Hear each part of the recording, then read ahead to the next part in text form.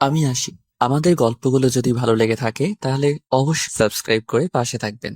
ধন্যবাদ। আর আমি প্রিয়াঙ্কা। আমাদের গল্পগুলো যদি ভালো লেগে থাকে অবশ্যই আমাদের চ্যানেলকে সাবস্ক্রাইব করে পাশে থাকবেন। ওয়াশরুম থেকে গোসল শেষ করে বের হতেই দেখি নীলা আপু আমার রুমে। পরনে আমার শুধুমাত্র ছোট একটা ব্ল্যাঙ্কেট। আর এই নীলা আপু নির্লজ্জের মতো আমার দিকে তাকিয়ে আছে। কি করব বুঝতে পারলাম না। মান সম্মানের ব্যাপার, তাই সোজা দৌড়ে আবার ওয়াশরুমে ঢুকে গেলাম। কি বেহায়া মেয়ে, একটু লজ্জা নেই। কিন্তু এ আমার রুমে কি করছে? রুমে তো দূরের কথা, এর তো আমাদের বাসাতেও আসার কথা না। সে যে কারণেই আসুক না কেন, কিন্তু আমি এখান থেকে বের হব কি করে? কাপড় চোপড় তো সব আলমারিতে। কোন কুলক্ষণে যে কাপড় ছাড়া গোসল করতে গিয়েছিলাম। দরজাটা একটু ফাঁক করে দেখি নীলা আপু বিছানার উপর বসে বসে পা দোলাচ্ছে আর মুচকি মুচকি হাসছে। রুম থেকে বেরো হচ্ছে না, যার কারণে আমি ওয়াশরুম থেকে বেরোতে পারছি না। কতক্ষণ আর থাকা যায়? তাই জোর গলায় মাকে ডাক দিলাম। কয়েকবার ডাকার পরও কোনো সাড়া শব্দ নাই। তাই নীলা আপু বললেন, কি রে, কাকিমাকে কেন ডাকছিস? কত বড় বেহায়া এ মেয়ে, সব বুঝেও এমন করছে। তাই বললাম, দরকার আছে মা। মা আরে কাকিমাকে ডেকে লাভ নেই, উনি এখন ব্যস্ত, আমার জন্য রান্না করছেন। তুই বরং আমাকে বল তোর কি লাগবে। লাগবে না, তুমি আমার রুম থেকে যাও। মানে যান, আপনি একটু পরে আসিয়েন। কেন কেন? আমি তোর রুমে থাকলে কি সমস্যা? কোনো সমস্যা নেই। আরে বাবা, আমি কাপড় পরবো। তো কি হইছে? পর না, আমি কি তোকে আটকিয়ে রাখছি? কেমনটা লাগে বলুন তো? কিন্তু আমার সব কাপড় আলমারিতে আছে। হ্যাঁ, তো কি হয়েছে? এসে নিয়ে যা। আমি এই অবস্থায় কি করে আসবো শুনি? আচ্ছা দাঁড়া, আমি বের করে দিচ্ছি। এই বলে আলমারির দিকে একটু এগিয়ে আবার দাঁড়িয়ে পড়লো আর একটা শয়তানি মার্কা হাসি দিয়ে বলল, এই অবস্থায় মানে কি রে? তুই কি লজ্জা পাচ্ছিস নাকি? তোকে তো আমি এইভাবে কতবার দেখেছি। তুই যখন গোসল করতে চাইতি না, তখন কাকিমা তোকে জোর করে এটুকু বলেই হা হা করে হাসতে লাগলো। আর হঠাৎ করেই আমার মাথা গরম হয়ে গেল আর বললাম, এই, আপনি আমার রুম থেকে বেরোন তো, বেরোন বলছি। কথাটা বলে ওর মুখ থেকে হাসিটা নিমিষেই উধাও হয়ে গেল। তাই আর কিছু না বলে কাপড়গুলো বের করে দিয়ে নীরবেই রুম থেকে বের হয়ে গেল। হয়তো আমার এই কঠোরভাবে কথা বলাতে কষ্ট পেয়েছে। আমি নিশ্চিন্তে কাপড়গুলো পরে নিলাম। তখনই নাচ থেকে মায়ের ডাক এলো, তাই নিচে এলাম। এসে অবাক হলাম, কারণ বাসাতে দাদু এসেছে। বাবা, দাদু ও নীলা আপু খাবার টেবিলে বসে আছে আর মা সবাইকে খাবার দিচ্ছেন। মাকে একটু খুশি খুশি দেখাচ্ছে। মা হেসে হেসে দাদুকে বলল, এই তো আপনার নাতি এসে পড়েছে। মাকে এমন খুশি আগে কখনো দেখিনি। মায়ের বিয়েটা ছিল লাভ ম্যারেজ। বাবা আসলে দাদুর বিরুদ্ধে গিয়েই মাকে বিয়ে করেছেন। দাদু চেয়েছিল বাবা যাতে তার ভাইয়ের মেয়েকে বিয়ে করে, কিন্তু তা হয়নি। সেই জন্য দাদু মাকে মেনে নেয়নি, মাকে বাড়ি থেকে বের করে দেয়। তাই বাবাও নিজের বাসা ছেড়ে দেয়। কিন্তু আমি যখন পৃথিবীতে আসি তখন দাদু বাড়িতে বেশি থাকতাম, কারণ বাবার ধারণা আমার কারণে হয়তো দাদু মাকে মেনে নেবে। কিন্তু আমি এত বড় হয়ে যাওয়ার পরেও দাদু মাকে বাড়িতে ফিরিয়ে নেয়নি। আমি একদিন দাদুকে বলেছিলাম মাকে বাসায় ফিরিয়ে আনতে, কিন্তু দাদু তা করেনি, উল্টো আমাকে রাগ দেখায়। তাই ওই বাড়ি ছেড়ে দিয়েছি। কিন্তু আজ দাদু স্বয়ং আমাদের বাসাতে কেন এলেন? তাই দাদুকে সালাম দিয়ে খাবার টেবিলে বসে পড়লাম আর দাদু আমাকে নানান প্রশ্ন করতে লাগলেন। আমি শুধু হাসি মুখে জবাব দিচ্ছিলাম। যদিও ওই দিনের পর দাদুকে আমার তেমন একটা পছন্দ হয় না। তারপর সবাই খাবার খেতে লাগলাম। দাদু খাবার খাচ্ছেন আর মায়ের রান্নার প্রশংসা করছেন। তাকিয়ে দেখি মায়ের চোখে জল। এটাই হয়তো খুশির অশ্রু। আচ্ছা, মায়েরা এমন কেন? কষ্টেও কাঁদে আবার খুশিতেও কাঁদে। যাই হোক, খাবার খাচ্ছিলাম, হঠাৎ কিছু একটা আমার পায়ের মধ্যে সুড়সুড়ি দিচ্ছে। বিড়াল নয় তো আবার? আসলে আমি ছোটকাল থেকে বিড়াল অনেক ভয় পাই, যে কারণে টেবিল থেকে দাঁড়িয়ে পড়লাম। মাথা নামিয়ে টেবিলের নিচে দেখলাম, না, কিছু নেই। ওটা আমার মনের ভুল হয়তো হবে। আমাকে এভাবে দাঁড়িয়ে পড়তে দেখে মা বলল, কি হলো? আমি কিছু না বলে মাথা চুলকিয়ে আবারও খেতে বসলাম। আবারও এই একই অবস্থা, সুরসুরি। কিন্তু এবার বুঝতে পারলাম এটা একটা মানুষের পা। মাথা তুলে তাকাতেই বুঝতে পারলাম এটা নীলা আপুর কাজ। নীলা আপু আমার দিকে তাকিয়ে মুচকি মুচকি হাসছেন। আমি কিছু না বলে খাবারে মনোযোগ দিলাম, কিন্তু নীলা আপু আমাকে শান্তিতে খেতে দিচ্ছে না। মুখ বুজে সব সহ্য করতেছি, কিন্তু সে এমন করছে কেন? ওর সাথে তো আমার এমন কোনো সম্পর্ক নেই, কিন্তু যেটা ছিল সেটা তো ও নিজেই নষ্ট করে দিয়েছে। এখন না আছে বন্ধুত্ব, না আছে ও তো আমার কাজিন হয়, তাও আবার 3 বছরের বড় আপু। এখন আমি ওকে মানে ওনাকে বড় আপু বলেই মানি, যথেষ্ট সম্মান দেওয়ার চেষ্টা করি। যা বোঝার তা বুঝে গিয়েছি। অবশ্য দোষটা আমারই ছিল। যাক গে সব। আমি তাড়াতাড়ি খাবার শেষ করে যেই উঠে আসতে যাব, তখন মা আমাকে বলল, লাবি, যা চটপট গিয়ে তোর ব্যাগটা গুছিয়ে নে। অবাক হবে বললাম, ব্যাগ গোছানো মানে আমি কি কোথাও যাচ্ছি নাকি? মা হ্যাঁ সূচক মাথা নাড়ালো। যখন আমি বলবো কথায়, তখনই নীলাপু বলে উঠল, আরে এখন থেকে তুমি কাকা কাকিমা আমাদের নিজেদের বাড়িতে থাকবি। সেই জন্যই তো দাদু তোদের সবাইকে নিতে এলো। এখন থেকে আমরা সবাই একসাথে থাকবো। ভালো হবে না বল? কথাটা শুনে আমার খুশি হওয়া উচিত ছিল। ছোটবেলা থেকে তো আমি এটাই চাইতাম, কিন্তু আমি খুশি হতে পারছি না। কারণ সেদিনের ওই ঘটনা আর নীলা আপুর সাথে এই বিচ্ছিরি ঘটনার পর আমি নিজেই নিজেকে প্রতিজ্ঞা করেছিলাম যে আমি আর ওই বাড়িতে ও নীলা আপুর সামনে আর কখনোই যাব না। আসলে আমি নীলার থেকে দূরে থাকতে চাই। এখন কি করা উচিত তা বুঝতে পারছি না, তাই নিজের রুমে চুপচাপ চলে এলাম। এতদিন পর সবাই ওই বাসাতে যাব, সবাই কত খুশি। এখনো কি করে আমি যাব না বলি? আমাকে ছাড়া তো কেউ যাবে না। আমার ভাগ্যটাই খারাপ। কেন যে আমি সেদিন নীলাকে নিয়ে ওইসব ভাবতে গিয়েছিলাম, কিছু বুঝতেছে না তো। চলুন বুঝিয়ে বলি। ছোটবেলা থেকে নীলা আপু আর আমি খুব ভালো বন্ধু ছিলাম, যদিও সে আমার থেকে 3 বছরের বড়। আমি যখন ওই বাড়িতে যেতাম নীলা আপুর সাথেই সবসময় থাকতাম। ছোটবেলা থেকেই নীলা আপুকে আমার ভালো লাগতো। যখন আমি কলেজে ভর্তি হই তখন আমি বুঝতে পারি নীলা আপুর প্রতি আমার ভালোবাসাই ছিল না, তার থেকে বেশি কিছু ছিল। আমি তাকে ভালোবাসতাম, আর আমারও মনে হয়েছিল নীলাও আমাকে ভালোবাসে। এর অনেক কারণ ছিল, যেমন নীলা আপু আমাকে অনেক কেয়ার করত। আমি ঠিক সময় খাবার খেয়েছি কিনা, পড়তে বসেছি কিনা, ইত্যাদি ইত্যাদি। আর সুযোগ পেলেই দুজনে ঘোরাঘুরি করতাম আর খাওয়া দাওয়া। ফোনে তো কথা হতো ঘন্টার পর ঘন্টা। কথা বলা শুরু করলেই তো শেষই হয় না। আমি যদিও নীলাকে তুমি করে বলতাম, কিন্তু সে আমাকে তুই করেই বলতো, যার কারণে আমি দ্বিধায় ছিলাম যে সে আমাকে ভালোবাসে কিনা। আমি আসলে পড়াশোনায় বরাবরই একটুখানি ছিলাম আর কি। আর পরীক্ষার খাতায় আশপাশ করে লিখেই পাশ করে যেতাম। তো সেই কারণে আমার ক্লাসমেট ঋতুকে পরীক্ষার আগে থেকেই তল্লাই কথা শুরু করেছিলাম। মানে প্রতিদিন ওকে এখানে ওখানে ঘুরতে নিয়ে যেতাম, ওর পছন্দের খাবার খাওয়াতাম ও শপিং করাতাম। আর শপিংয়ে গিয়ে হতো যত বিপত্তি। সেখানে নীলা আপু আমাদের একসাথে দেখে নেয়, আর ঋতু বেচারিকে সবার সামনে থাপ্পড় দিয়েছিল। ঋতু গাল ডলতে ডলতে আমার দিকে তাকিয়েছিল। ও ভাবছিল আমি নীলাকে কিছু বলবো। নীলা আপু ছিল ঋতুর বড়, আর নীলার রাগী চোখ দেখে সে সেখান থেকে বিদায় নিয়েছিল। আমি শুধু অবাক দর্শকের মতো তাকিয়েছিলাম। তারপর নীলা আপু বলল, এই তোর পড়াশোনা? নীলা এর আগে কখনো আমার সাথে এত রাগী গলায় কথা বলেনি, তাই কথা খেই হারিয়ে ফেলে বললাম, আসলে না, মানে হয়েছে কি কি বলবো ঠিক বুঝে উঠতে পারছি না। তখনই নীলা বলে উঠল, তোকে কতবার ফোন করেছিলাম দেখেছিস? সকালে ফোন রিসিভ করে আমাকে কিছু না বলতে দিয়েই বললি তোর পরীক্ষা, তাই তুই পড়ছিস, আর ফোন ধরলে না। আর তোর বাড়িতে গিয়েছিলাম, তুই সেখানেও ছিলি না, তাই একা একা শপিং করতে এলাম। আর এসেই দেখি তোর কি আদৌ মনে আছে আজকে কি? আমি তার কথা এতক্ষণ মন দিয়ে শুনছিলাম। তারপর বললাম, আজকে কি? সে আমার কথায় বিরক্ত হয়ে ওর ব্যাগ দিয়ে আমাকে মারতে লাগলো। তারপর তার হাতের ব্যাগগুলো আমাকে দিয়ে বলল, রাতে এগুলো পরে চলে আসিস। তারপর নীলাপু আর এক মুহূর্ত এখানে দাঁড়ালো না। আমিও সাথে সাথে সেখান থেকে বেরিয়ে গেলাম। অনেক কয়টা কল করেছি নীলাকে, কিন্তু ধরেনি, বারবার কেটে দেয়। বুঝলাম মনে হয় অনেক রাগ করেছে। আসলে নীলার আজ বার্থডে, তাই গিফট কিনতে এখানে এসেছিলাম। ঋতুকে এমনি নিয়ে আসিনি, ভেবেছিলাম একসাথে 2 কাজ হয়ে যাবে। কিন্তু কি থেকে যে কি হয়ে গেল। বাড়িতে এসে নীলার দেওয়া শপিং ব্যাগটা খোলার পর কাপের সাথে একটা ভিউ কার্ড বেরিয়ে এলো। অবাক হয়ে কার্ডটা খুলতে একটা মেয়ে কণ্ঠ বলে উঠল, I love you, I love you. এই কথা শুনছিস? আই লাভ ইউ বলছি কিন্তু। এটা শোনার পর কিছুক্ষণ টাসকি খেয়ে বসে রইলাম। আই লাভ ইউ বলাটা আর মন কাড়া হাসিটা এখন আমার কানে বাজতে লাগলো। আমার সাথে এমনটা হবে ভাবতে পারিনি। এই মেয়ে কণ্ঠটা নীলার। নীলা যে নিজে থেকে ভালোবাসি কথাটা বলবে ভাবতে পারিনি। আমি এখনো বিশ্বাস করতে পারছি না নীলা এই কথাগুলো আমাকে বলেছে। হঠাৎ ব্যাগে একটা চিরকুট দেখলাম, সেটা খুলে দেখতে পেলাম নীলার হ্যান্ডরাইটিং। সেখানে লেখা ছিল, আমি জানি না তুই এখন কি ভাবছিস, কিন্তু এটাই সত্যি। জানিস, অনেক দিন ধরে ভাবছি আমার মনের কথাটা তোকে বলে দেই, তবে কেন জানি বলে উঠতে পারছিলাম না। আর আমি জানি তুইও আমাকে পছন্দ করিস।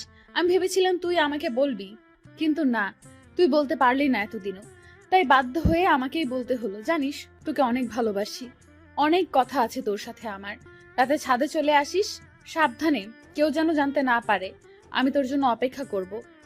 চিঠিটা পড়েই যেন আমার হার্টবিটটা বেড়ে গেল। সবকিছু যে এত সহজে হয়ে যাবে তা ভাবতেও পারিনি। হঠাৎ ফোনটা বেজে উঠল। ফোনটা হাতে নিয়ে দেখি এটা তো আমাদের ভার্সিটির বড় ভাই নিলয়।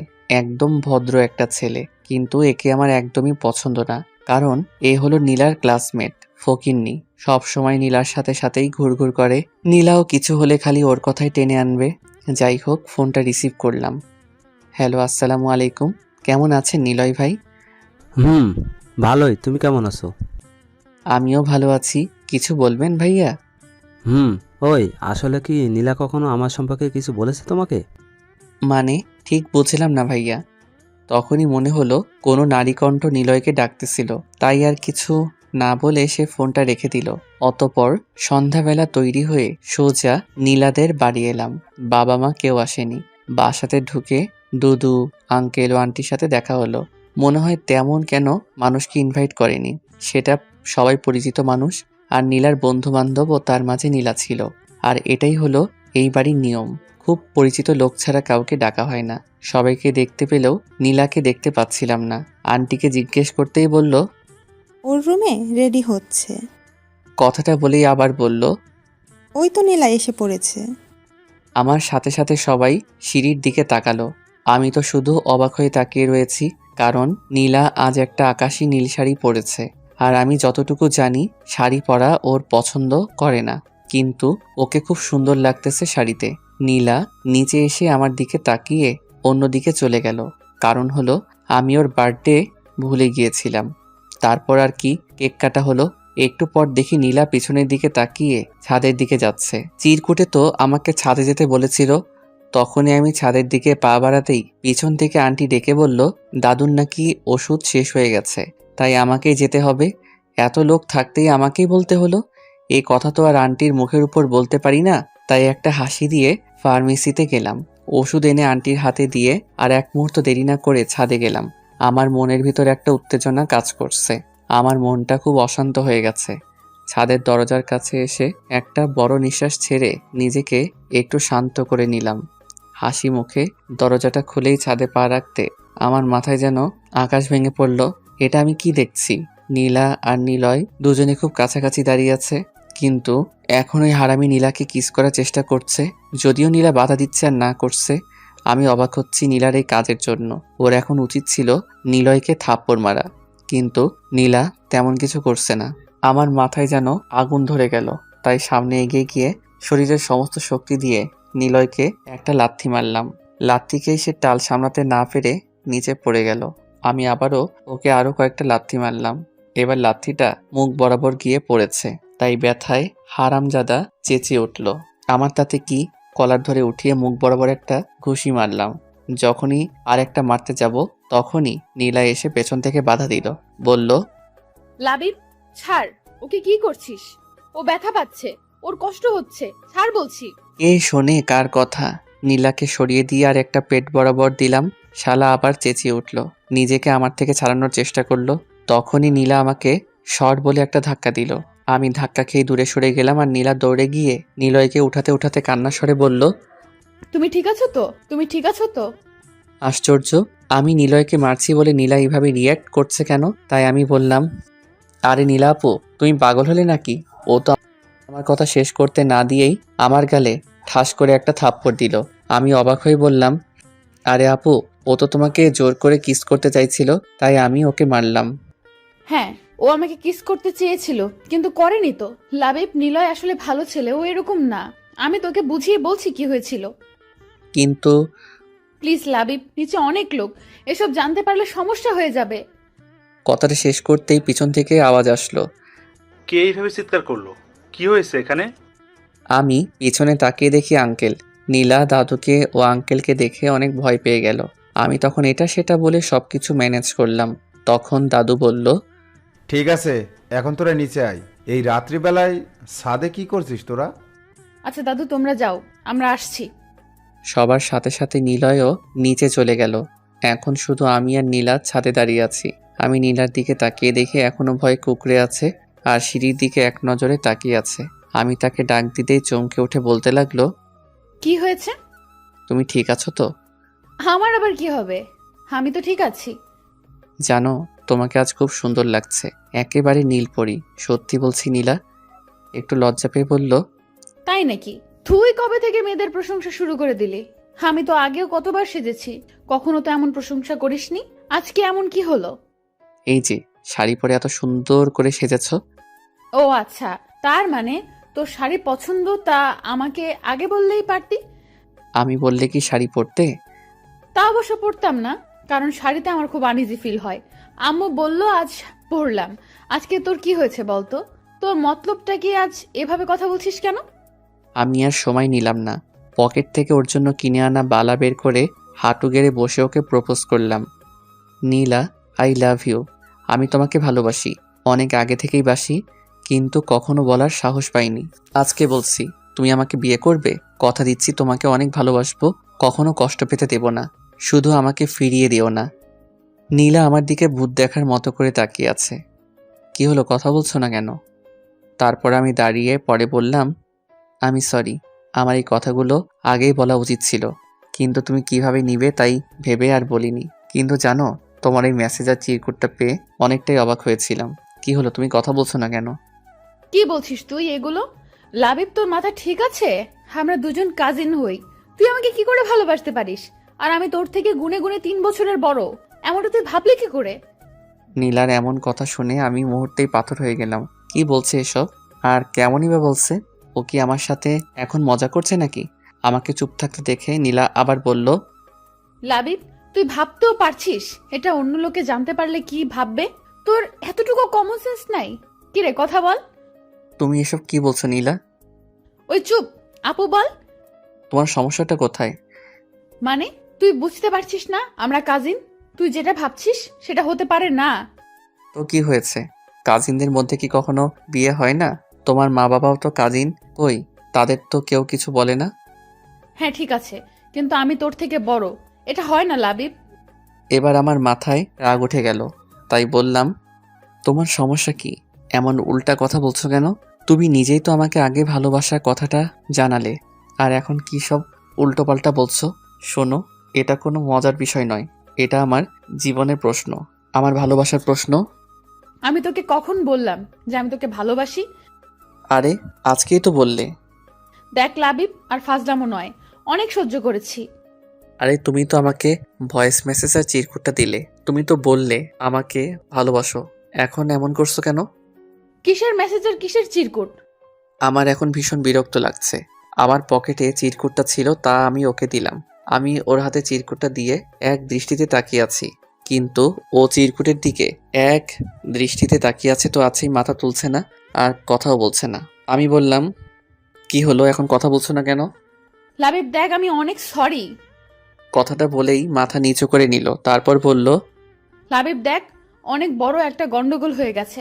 দেখ, আমি তোকে দোষ দিচ্ছি না, এটা আমারই দোষ, তার জন্য সরি। মানে কি সব বলছো তুমি? লাবিব প্লিজ আগে আমার কথাটা শোন। বলো।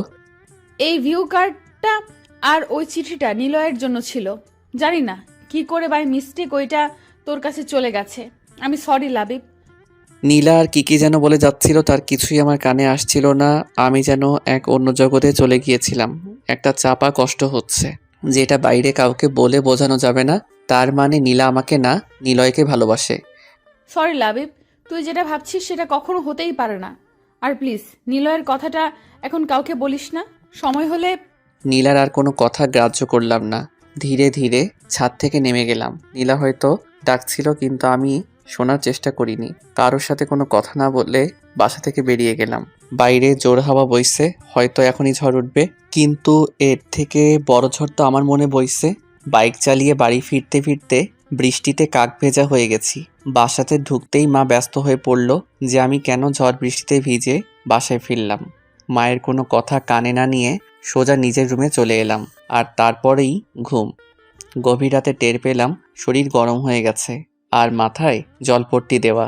কিছু না, অভ্যাস মতোই জ্বর চলে এসেছে। ছোটবেলা থেকে এটা চলছে, একটু বৃষ্টিতে ভিজলে কঠিন জ্বর চলে আসে। মা জানতো আমার জ্বর আসবে, তাই আমার রুমে চলে এসেছে। আমাকে চোখ খুলতে দেখে মা বলল, কি রে বাবা, কষ্ট হচ্ছে খুব? তুই কেন শুধু শুধু বৃষ্টিতে ভিজতে গেলি? আমি তোকে এত বলি, তারপরেও আমার একটা কথা শুনিস না তুই। মায়ের কথা শুনে আমার নীলার কথা মনে পড়ে গেল। নীলাও সবসময় আমাকে বৃষ্টিতে ভিজতে বারণ করত। ওর কথাটা মনে উঠতেই যেন বুকের ভিতর কষ্টটা আরো বেশি নাড়া দিয়ে উঠল। অতঃপর মায়ের কোলে মাথা রেখে কেঁদে দিলাম। মা জিজ্ঞাসা করলো কি হয়েছে, কিন্তু আমি কিছু বলিনি। তারপর একসময় ঘুমিয়ে পড়ি। যখন চোখ খুললাম তখন মাথায় একটা শীতল হাতের স্পর্শ পেলাম। তাকিয়ে দেখি নীলা বসে আছে আর আমার মাথায় জলপট্টি দিয়ে দিচ্ছে। আমাকে চোখ খুলতে দেখে আমার দিকে তাকিয়ে একটা মিষ্টি হাসি দিল আর বলল, কিরে, এখন কেমন লাগছে? আমি কিছু না বলে ওর মুখের দিকে তাকিয়ে রইলাম। নীলা কিছু একটা বলতে গিয়ে থেকে গেল, কারণ মা রুমে চলে এসেছে খাবার নিয়ে। খাবার টেবিলে রেখে মা নীলাকে বলল, নীলামা, তুই উঠ, তুই কিছু খেয়ে নিয়ে রুমে গিয়ে রেস্ট নে। আমি তোর খাবার ওখানেই রেখে এসেছি। কাকিমা, আমি পরে খাবো, তুমি বরং খাবারটা আমাকে দাও, আমি লাবিবকে খাইয়ে দিচ্ছি। মা একটা মুচকি হাসি দিয়ে বলল, অনেক হয়েছে মা, আবার তুইও তো ওর মতো অসুস্থ হয়ে পড়বি। এমনিতেও ঠিক মতো খাসনি, আবার কাল সারা রাত ঘুমোসনি। কিন্তু কাকিমা, কোনো কিন্তু নয়, আমি যা বলছি সেটা কর। মায়ের কথা শুনে নীলা আর কিছু বলল না। আমার দিকে একবার তাকিয়ে নীলা চলে গেল অন্য রুমে।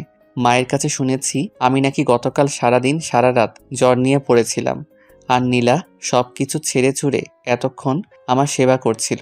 খুব অবাক হলাম মায়ের কথা শুনে। নীলা আমার জন্য এতটা ভাবে, মনে মনে অনেক খুশি হলাম। পরক্ষণে আবার মনটাই খারাপ হয়ে গেল, কারণ নীলা নিলয়কে ভালোবাসে। তারপর খাবার আর ওষুধটা খেয়ে ঘুমিয়ে পড়লাম। বিকেলের দিকে ঘুম ভাঙে, নিজেকে বেশ চাঙ্গা আর ফুরফুরে লাগছে, জ্বরটা আর নেই। অতপর ওয়াশরুমে গেলাম। তারপর বাহির হয়ে দেখি নীলা বসে আছে আর আমাকে দেখে হাসি মুখে প্রশ্ন করলো, কিরে, কেমন আছিস এখন? বিছানায় বসে বললাম, একদম ভালো, জ্বর নেই বললেই চলে। তারপর নীলা আমার দিকে স্যুপের পেয়ালাটা এগিয়ে দিতে দিতে বলল, যাক বাবা, ভালো হয়েছে, যে ভয় পাইয়ে দিয়েছিলি তুই। আমি কিছু না বলে নীলার দিকে তাকিয়ে আছি। কিরে, হা করে কি দেখিস? খেয়ে নে, ঠান্ডা হয়ে যাবে। আমি নীলার কোনো কথা না শুনে পেয়ালাটা রেখে দিলাম। তা দেখে নীলা অবাক হয়ে বলল, কিরে, কি হলো, খাবি না? I love you. মানে?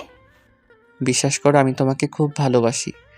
দেখ লাবিব, পাগলামো করিস না, আমি তোকে সবকিছু খুলে বললাম, তারপরেও তুই আমি কোনো পাগলামি করছি না, সত্যি যেটা সেটাই বলছি। তুই ভালো করেই জানিস এটা কোনোদিন সম্ভব না। ভুলে যায় সব, দেখবি আমার থেকে তুই ভালো কাউকে পাবি, যে তোকে ভালোবাসবে, সুখে রাখবে। এবার আমি উঠে দাঁড়িয়ে নীলার হাত ধরে বললাম, বিশ্বাস করো, আমি তোমাকে খুব ভালোবাসি। সবসময় শুধু তোমার কথাই ভাবি, আর তোমাকে ছাড়া তো অন্য কাউকে চাই না, তোমাকে চাই শুধু।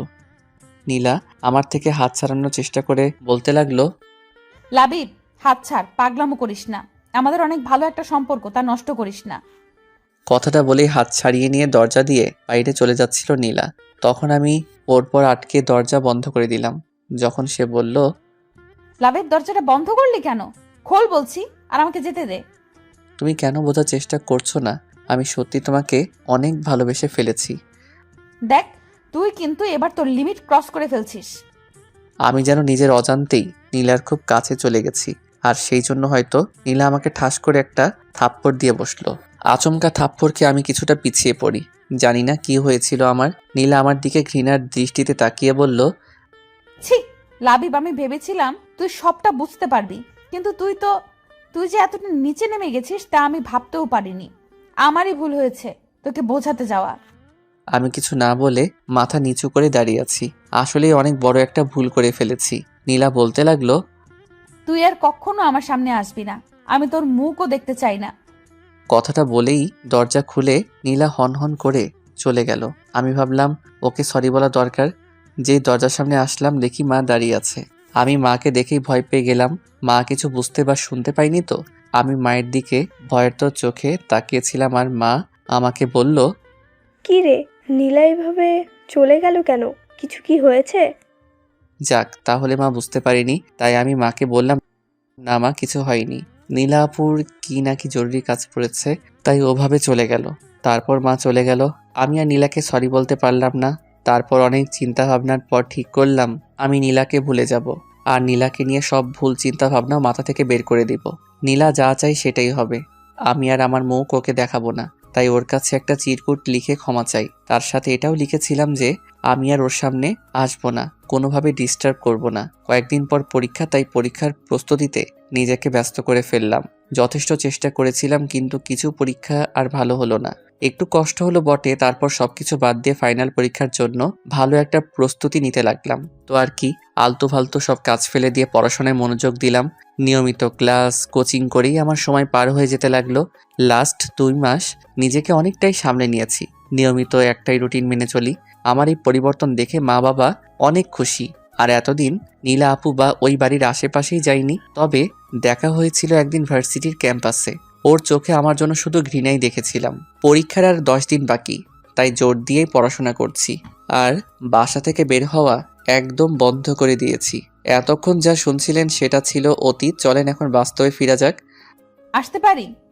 আমার ভাবনায় ছেদ পড়ল নীলা আপুর ডাকে। তাকিয়ে দেখি দরজার বাইরে দাঁড়িয়ে আমার দিকে তাকিয়ে আছে। আভি কিছু বলে অবাক হয়ে ওনার দিকে তাকিয়ে আছি। তারপর উনি ভিতরে আসলেন, এসেই বলতে লাগলেন, কিরে, তুই এসে শুয়ে আছিস? ব্যাগপত্র গোছাবি কখন? জলদি কর, বাসাতে সবাই তোদের জন্য অপেক্ষা করছে। আচ্ছা, তোর কি কি জিনিস লাগবে তুই আমাকে বল, আমি ব্যাগে গুছিয়ে দিচ্ছি। আমি অবাক হয়ে তার দিকে তাকিয়ে আছি। নীলা আপু হঠাৎ আমার সাথে এরকম অদ্ভুত আচরণ করছেন কেন? এই তো কয়দিন আগেও তো আমাকে দেখতে পেত না। আমাকে একরকম ঘৃণা করে বললেই চলে, আর এখন নিজে থেকে এসেই আমার সাথে মিশতে চাচ্ছে। আগের মতো নর্মালভাবে কথা বলছে। কাহিনী কি? কিরে, কি ভাবিস বসে বসে? আমি তোকে কিছু বলেছিলাম? না কিছু না। ও আচ্ছা। আপনি কেমন আছেন? আমি তো ভালো আছি, কিন্তু তুই তো দেখছি এই কয়দিনে একেবারে বদলে গেছিস। কই না তো, আমি তো আগের মতোই আছি। সে তো দেখতেই পাচ্ছি। নিজে থেকেই কিছু বলিস না, কেমন জানি ঠান্ডা ঠান্ডা মেজাজ। আমি কিছু জিজ্ঞেস করলে গম্ভীর ভাবে উত্তর দিচ্ছিস। কিরে, তুই শুনছিস? মানে আমি নীলাপুর এরকম ব্যবহারে অবাক হয়ে আছি। কি মুখে কথা নাই? হ্যাঁ শুনছি, আপনি বলেন। কচু শুনেছিস? কিছু বললেন? না, কিছু বলিনি। তুই বরং বল তোর কি কি জিনিস গোছাতে হবে। না ধন্যবাদ, আপনাকে কিছু করতে হবে না, আমি নিজেই করে নিচ্ছি। কিরে, তুই কখন থেকে আপনি আপনি করছিস? তুই আমাকে আপনি কবে থেকে বলছিস? আগে বলিনি তো কি হয়েছে, এখন তো বলছি। তাছাড়া বড় আপুকে তো আপনি করেই বলবো, তাই না? নীলা কিছু বলতে চাইছিল, কিন্তু আমি উঠে গিয়ে আলমারি থেকে এক মনে দেখে দেখে কাপড় বের করছিলাম ব্যাগে ভরার জন্য। তারপর নীলা আপু কিছুক্ষণ পিছনে দাঁড়িয়ে থেকে চলে গেলেন। এখন আমি দাদু বাড়িতে নিজের রুম গোছাচ্ছি। ছাদের রুমটা আমি নিয়েছি, অবশ্য আমার জন্য আগে থেকেই একটা রুম গোছগাছ করে রাখা হয়েছিল, কিন্তু সেটা নীলা আপুর পাশের রুম ছিল। সবকিছু ঠিকঠাক করে যখন বিছানায় গিয়ে শুইলাম, তখন একটা চড়িওয়ালা হাত আমার দিকে একটা শরবতের গ্লাস এগিয়ে দিল। এটা নীলা আপু। আমি ধন্যবাদ বলে শরবতটা নিলাম। যখন শরবতটা মুখে দিতে যাব, তখন দেখি নীলা আপু এক দৃষ্টিতে আমার দিকে তাকিয়ে আছে। তারপর আমি গ্লাসটা খালি করে নীলা আপুর হাতে গ্লাসটা ধরিয়ে দিয়ে ধন্যবাদ বললাম, কিন্তু নীলা আপু ঠিক আগের মতোই তাকিয়ে আছে। তাই আমি বললাম, কিছু কি বলবেন? তোর আগে থেকে একটা রুম পরিষ্কার করা হয়েছিল, তুই আবার ছাদের এই ছোট রুমটাতে আসলি কেন? জি, আসলে আমার এই রুমটা খুব পছন্দ হয়েছে। কেমন নিরিবিলি, আর সবসময় খুব ভালো আলো বাতাস আসে। তাছাড়া ছাদটা একেবারেই পাশে আছে, তাই আর কি। ও আচ্ছা, তাহলে নিচে চল, সবাই খেতে বসেছে। আপনি যান, আমি একটু পরে আসছি। কেন, আমার সাথে এখন লেগে তোর কি সমস্যা হবে? আরে না না, তা কেন হবে? আপনি এমনটা ভাবছেন কেন? আসলে এতক্ষণ কাজ করেছি তো, তাই একটু ফ্রেশ হয়ে যাব, আপনি যান। তারপর নীলা আপু আমার দিকে কিছুক্ষণ নিরাশ চোখে তাকিয়ে থেকে চলে গেল। অতঃপর রাতের খাবার পরও কিছুক্ষণ পড়াশোনার পর আর ভালো লাগছিল না, তাই আমি ছাদে এসে রেলিং ধরে দাঁড়িয়ে রইলাম। অনেকক্ষণ ধরে দাঁড়িয়ে আছি, হঠাৎ কারো পায়ের শব্দ পেলাম। পিছনে তাকিয়ে দেখি নীলা আপু দাঁড়িয়ে আছে, মুখে মিষ্টি একটা হাসি লেগে আছে, পরনে আবার একটা শাড়ি। আমি একটুখানি তাকিয়ে আবার ঘুরে দাঁড়ালাম। সামনের দিকে তাকিয়ে থেকে জিজ্ঞেস করলাম, আপনি এত রাতে ছাদে কি করছেন? আগে তুই বল, তুই এত রাতে এখানে দাঁড়িয়ে আছিস কেন? আর পড়তে ভালো লাগছিল না, তাই এখানে এসেছি। আমি ওই জন্যই আসছি। আমিও আচ্ছা বলে নিজের মতো দাঁড়িয়ে রইলাম। কিছুক্ষণ পর পিছন থেকে নীলা আপু রাগী গলায় বলল, আচ্ছা, তোর সমস্যা কি বলতো? আমার আবার কি সমস্যা হবে? না তো, আমার কোনো সমস্যা নেই। এদিকে দিক আমার দিকে তাকিয়ে কথা বল। কি বলবো? আচ্ছা, তুই কি আমার উপর রেগে আছিস নাকি ইগনোর করছিস? কি আশ্চর্য, আমি আপনার উপর রাগ করলাম কখন? আর আপনাকে ইগনোরই বা কোথায় করলাম? তাহলে আমি তোর সাথে কথা বলতে চাচ্ছি, কিন্তু তুই তো আমার সাথে কথা বলতেই চাচ্ছিস না। আর কি কখন থেকে আপনি আপনি করছিস? কোথায় কথা বলছি না? আমি তো আপনার থেকে ঠিকভাবে কথা বলছি। লাভে প্লিজ এমন করিস না। আমার আর ভালো লাগছে না। তুই আবার আগের মতো কথা বল না। আগে তো কত বকবক করতি, বকবক করে আমার মাথা গরম করে দিতি। নীলা আপু এটা কেন ওটা কেন, আর এখন কি হয়েছে তোর? কিছুই হয়নি। আগে আপনাকে বিরক্ত করতাম, তার জন্য সরি। আপনার সাথে অনেক বাজে ব্যবহার করেছিলাম, তার জন্য সরি। আবার এখানে এসেও আপনাকে অস্বস্তির মধ্যে ফেলে দিলাম, তার জন্য সরি। আসলে আমার এছাড়া কোনো উপায় ছিল না, মায়ের কথা এখানে আসতেই হলো। আমি তোকে কি বলছি আর তুই কি বলছিস? তুই ওই দিনের জন্য এমন করছিস তাই না? আচ্ছা আমি সরি। তোকে ওই দিন থাপ্পড় মারা আর ওই কথাগুলো বলা আমার একদমই উচিত হয়নি।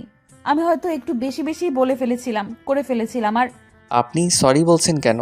আসলে আমি ওই দিন কাজই এমন করেছিলাম। আপনার জায়গায় যে কেউ থাকলেও এমনই করতো, হয়তো তার থেকে বেশি কিছু করতো। আপনি তো শুধু তাহলে তুই আমার সাথে ঠিক করে কথা বলছিস না কেন? সব ভুলে গিয়ে আবার আগের মতো হয়ে যা না। আমরা আবার আগের মতো মজা করে থাকবো একসাথে। তোর মনে আছে আমরা ছোটবেলা থেকেই চেষ্টা করতাম যেন সবাই একই বাসাতে থাকতে পারি। এখন তো আমরা সবাই একসাথেই আছি, কিন্তু তুই কেমন যেন হয়ে গেছিস। আগের মতো হয়ে যা না প্লিজ। এখন তো সবকিছু ঠিক হয়ে গেছে। আমি অন্যদিকে তাকিয়ে অন্যমনস্ক হয়ে বললাম, সব কিছু ঠিক হয়ে গেছে, কিন্তু এখন না, সব কিছু আগের মতো নেই। কথাটা বলে ছাদ থেকে চলে এলাম। এখন একটা কথাই আমার মাথায় ঘুরছে যে নীলার কি হয়েছে, হঠাৎ করে ওর এইরকম পরিবর্তন কি করে হলো।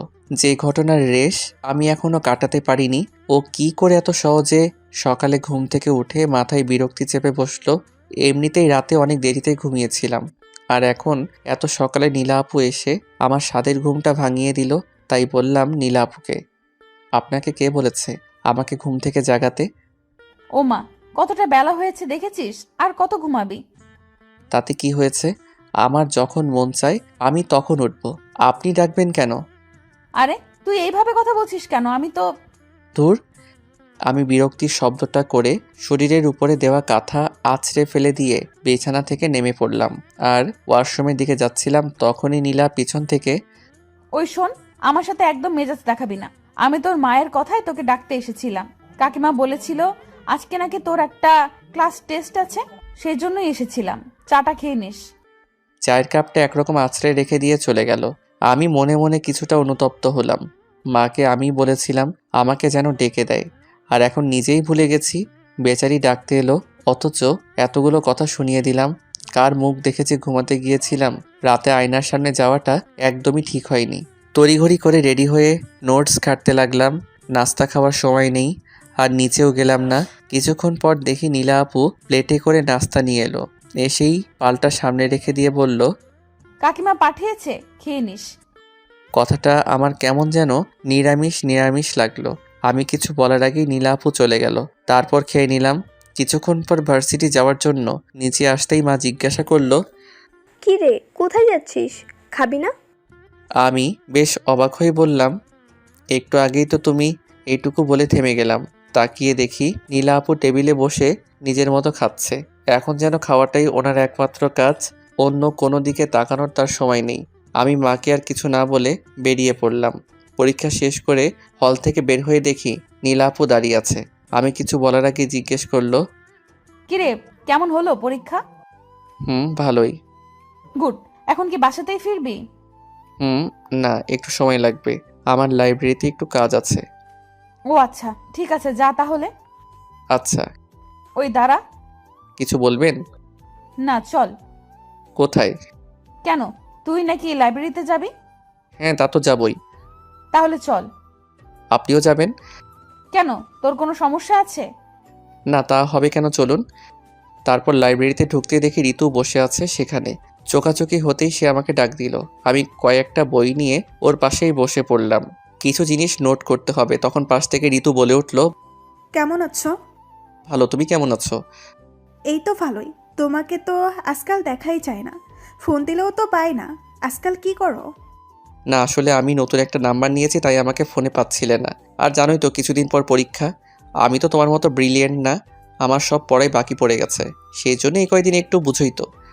ও আচ্ছা, খুব ভালো। আচ্ছা, তোমার নতুন নাম্বারটা কি দেওয়া যাবে? আমি কিছু একটা বলতে যাব, তখনই সামনে থেকে একটা গুরুগম্ভীর রাগী গলার আওয়াজ এলো। এই মেয়ে, লাইব্রেরি কি কথা বলার জায়গা? এইটুকু ম্যানার্স এতদিনে শেখনি? জি, এটাই নীলা আপু। ঋতু নীলা আপুর দিকে তাকিয়ে বলল, সরি আপু। ঠিক আছে, যেই কাজে এসেছো সেই কাজই করো, অন্যদের বিরক্ত করো না। আচ্ছা আপু। এরপর ঋতু একটাও টু শব্দ করলো না। এরপর কিছুক্ষণ ঋতু বই ঘেটে নিঃশব্দে কখন যে চলে গেল টেরই পেলাম না। আমার কাজ শেষ হতেই উঠে পড়লাম। অনেকটা সময় ধরেই এখানে বসেছিলাম, নীলাপুর দিকে তাকিয়ে দেখলাম একটা খোলা বইয়ের উপর মাথা রেখে ঘুমিয়ে পড়েছে। ওনাকে ডাক দিতে গিয়েও ডাক দিতে পারলাম না, কারণ ওর মায়াভরা মুখের দিকে চোখ আটকে গেছে। এভাবে ওর মায়াভরা মুখটা আগে দেখিনি। কি অপরূপ লাগছে ওকে ঘুমন্ত অবস্থায়। এক মনে তাকিয়েছিলাম, জানি না কতক্ষণ এভাবে তাকিয়েছিলাম।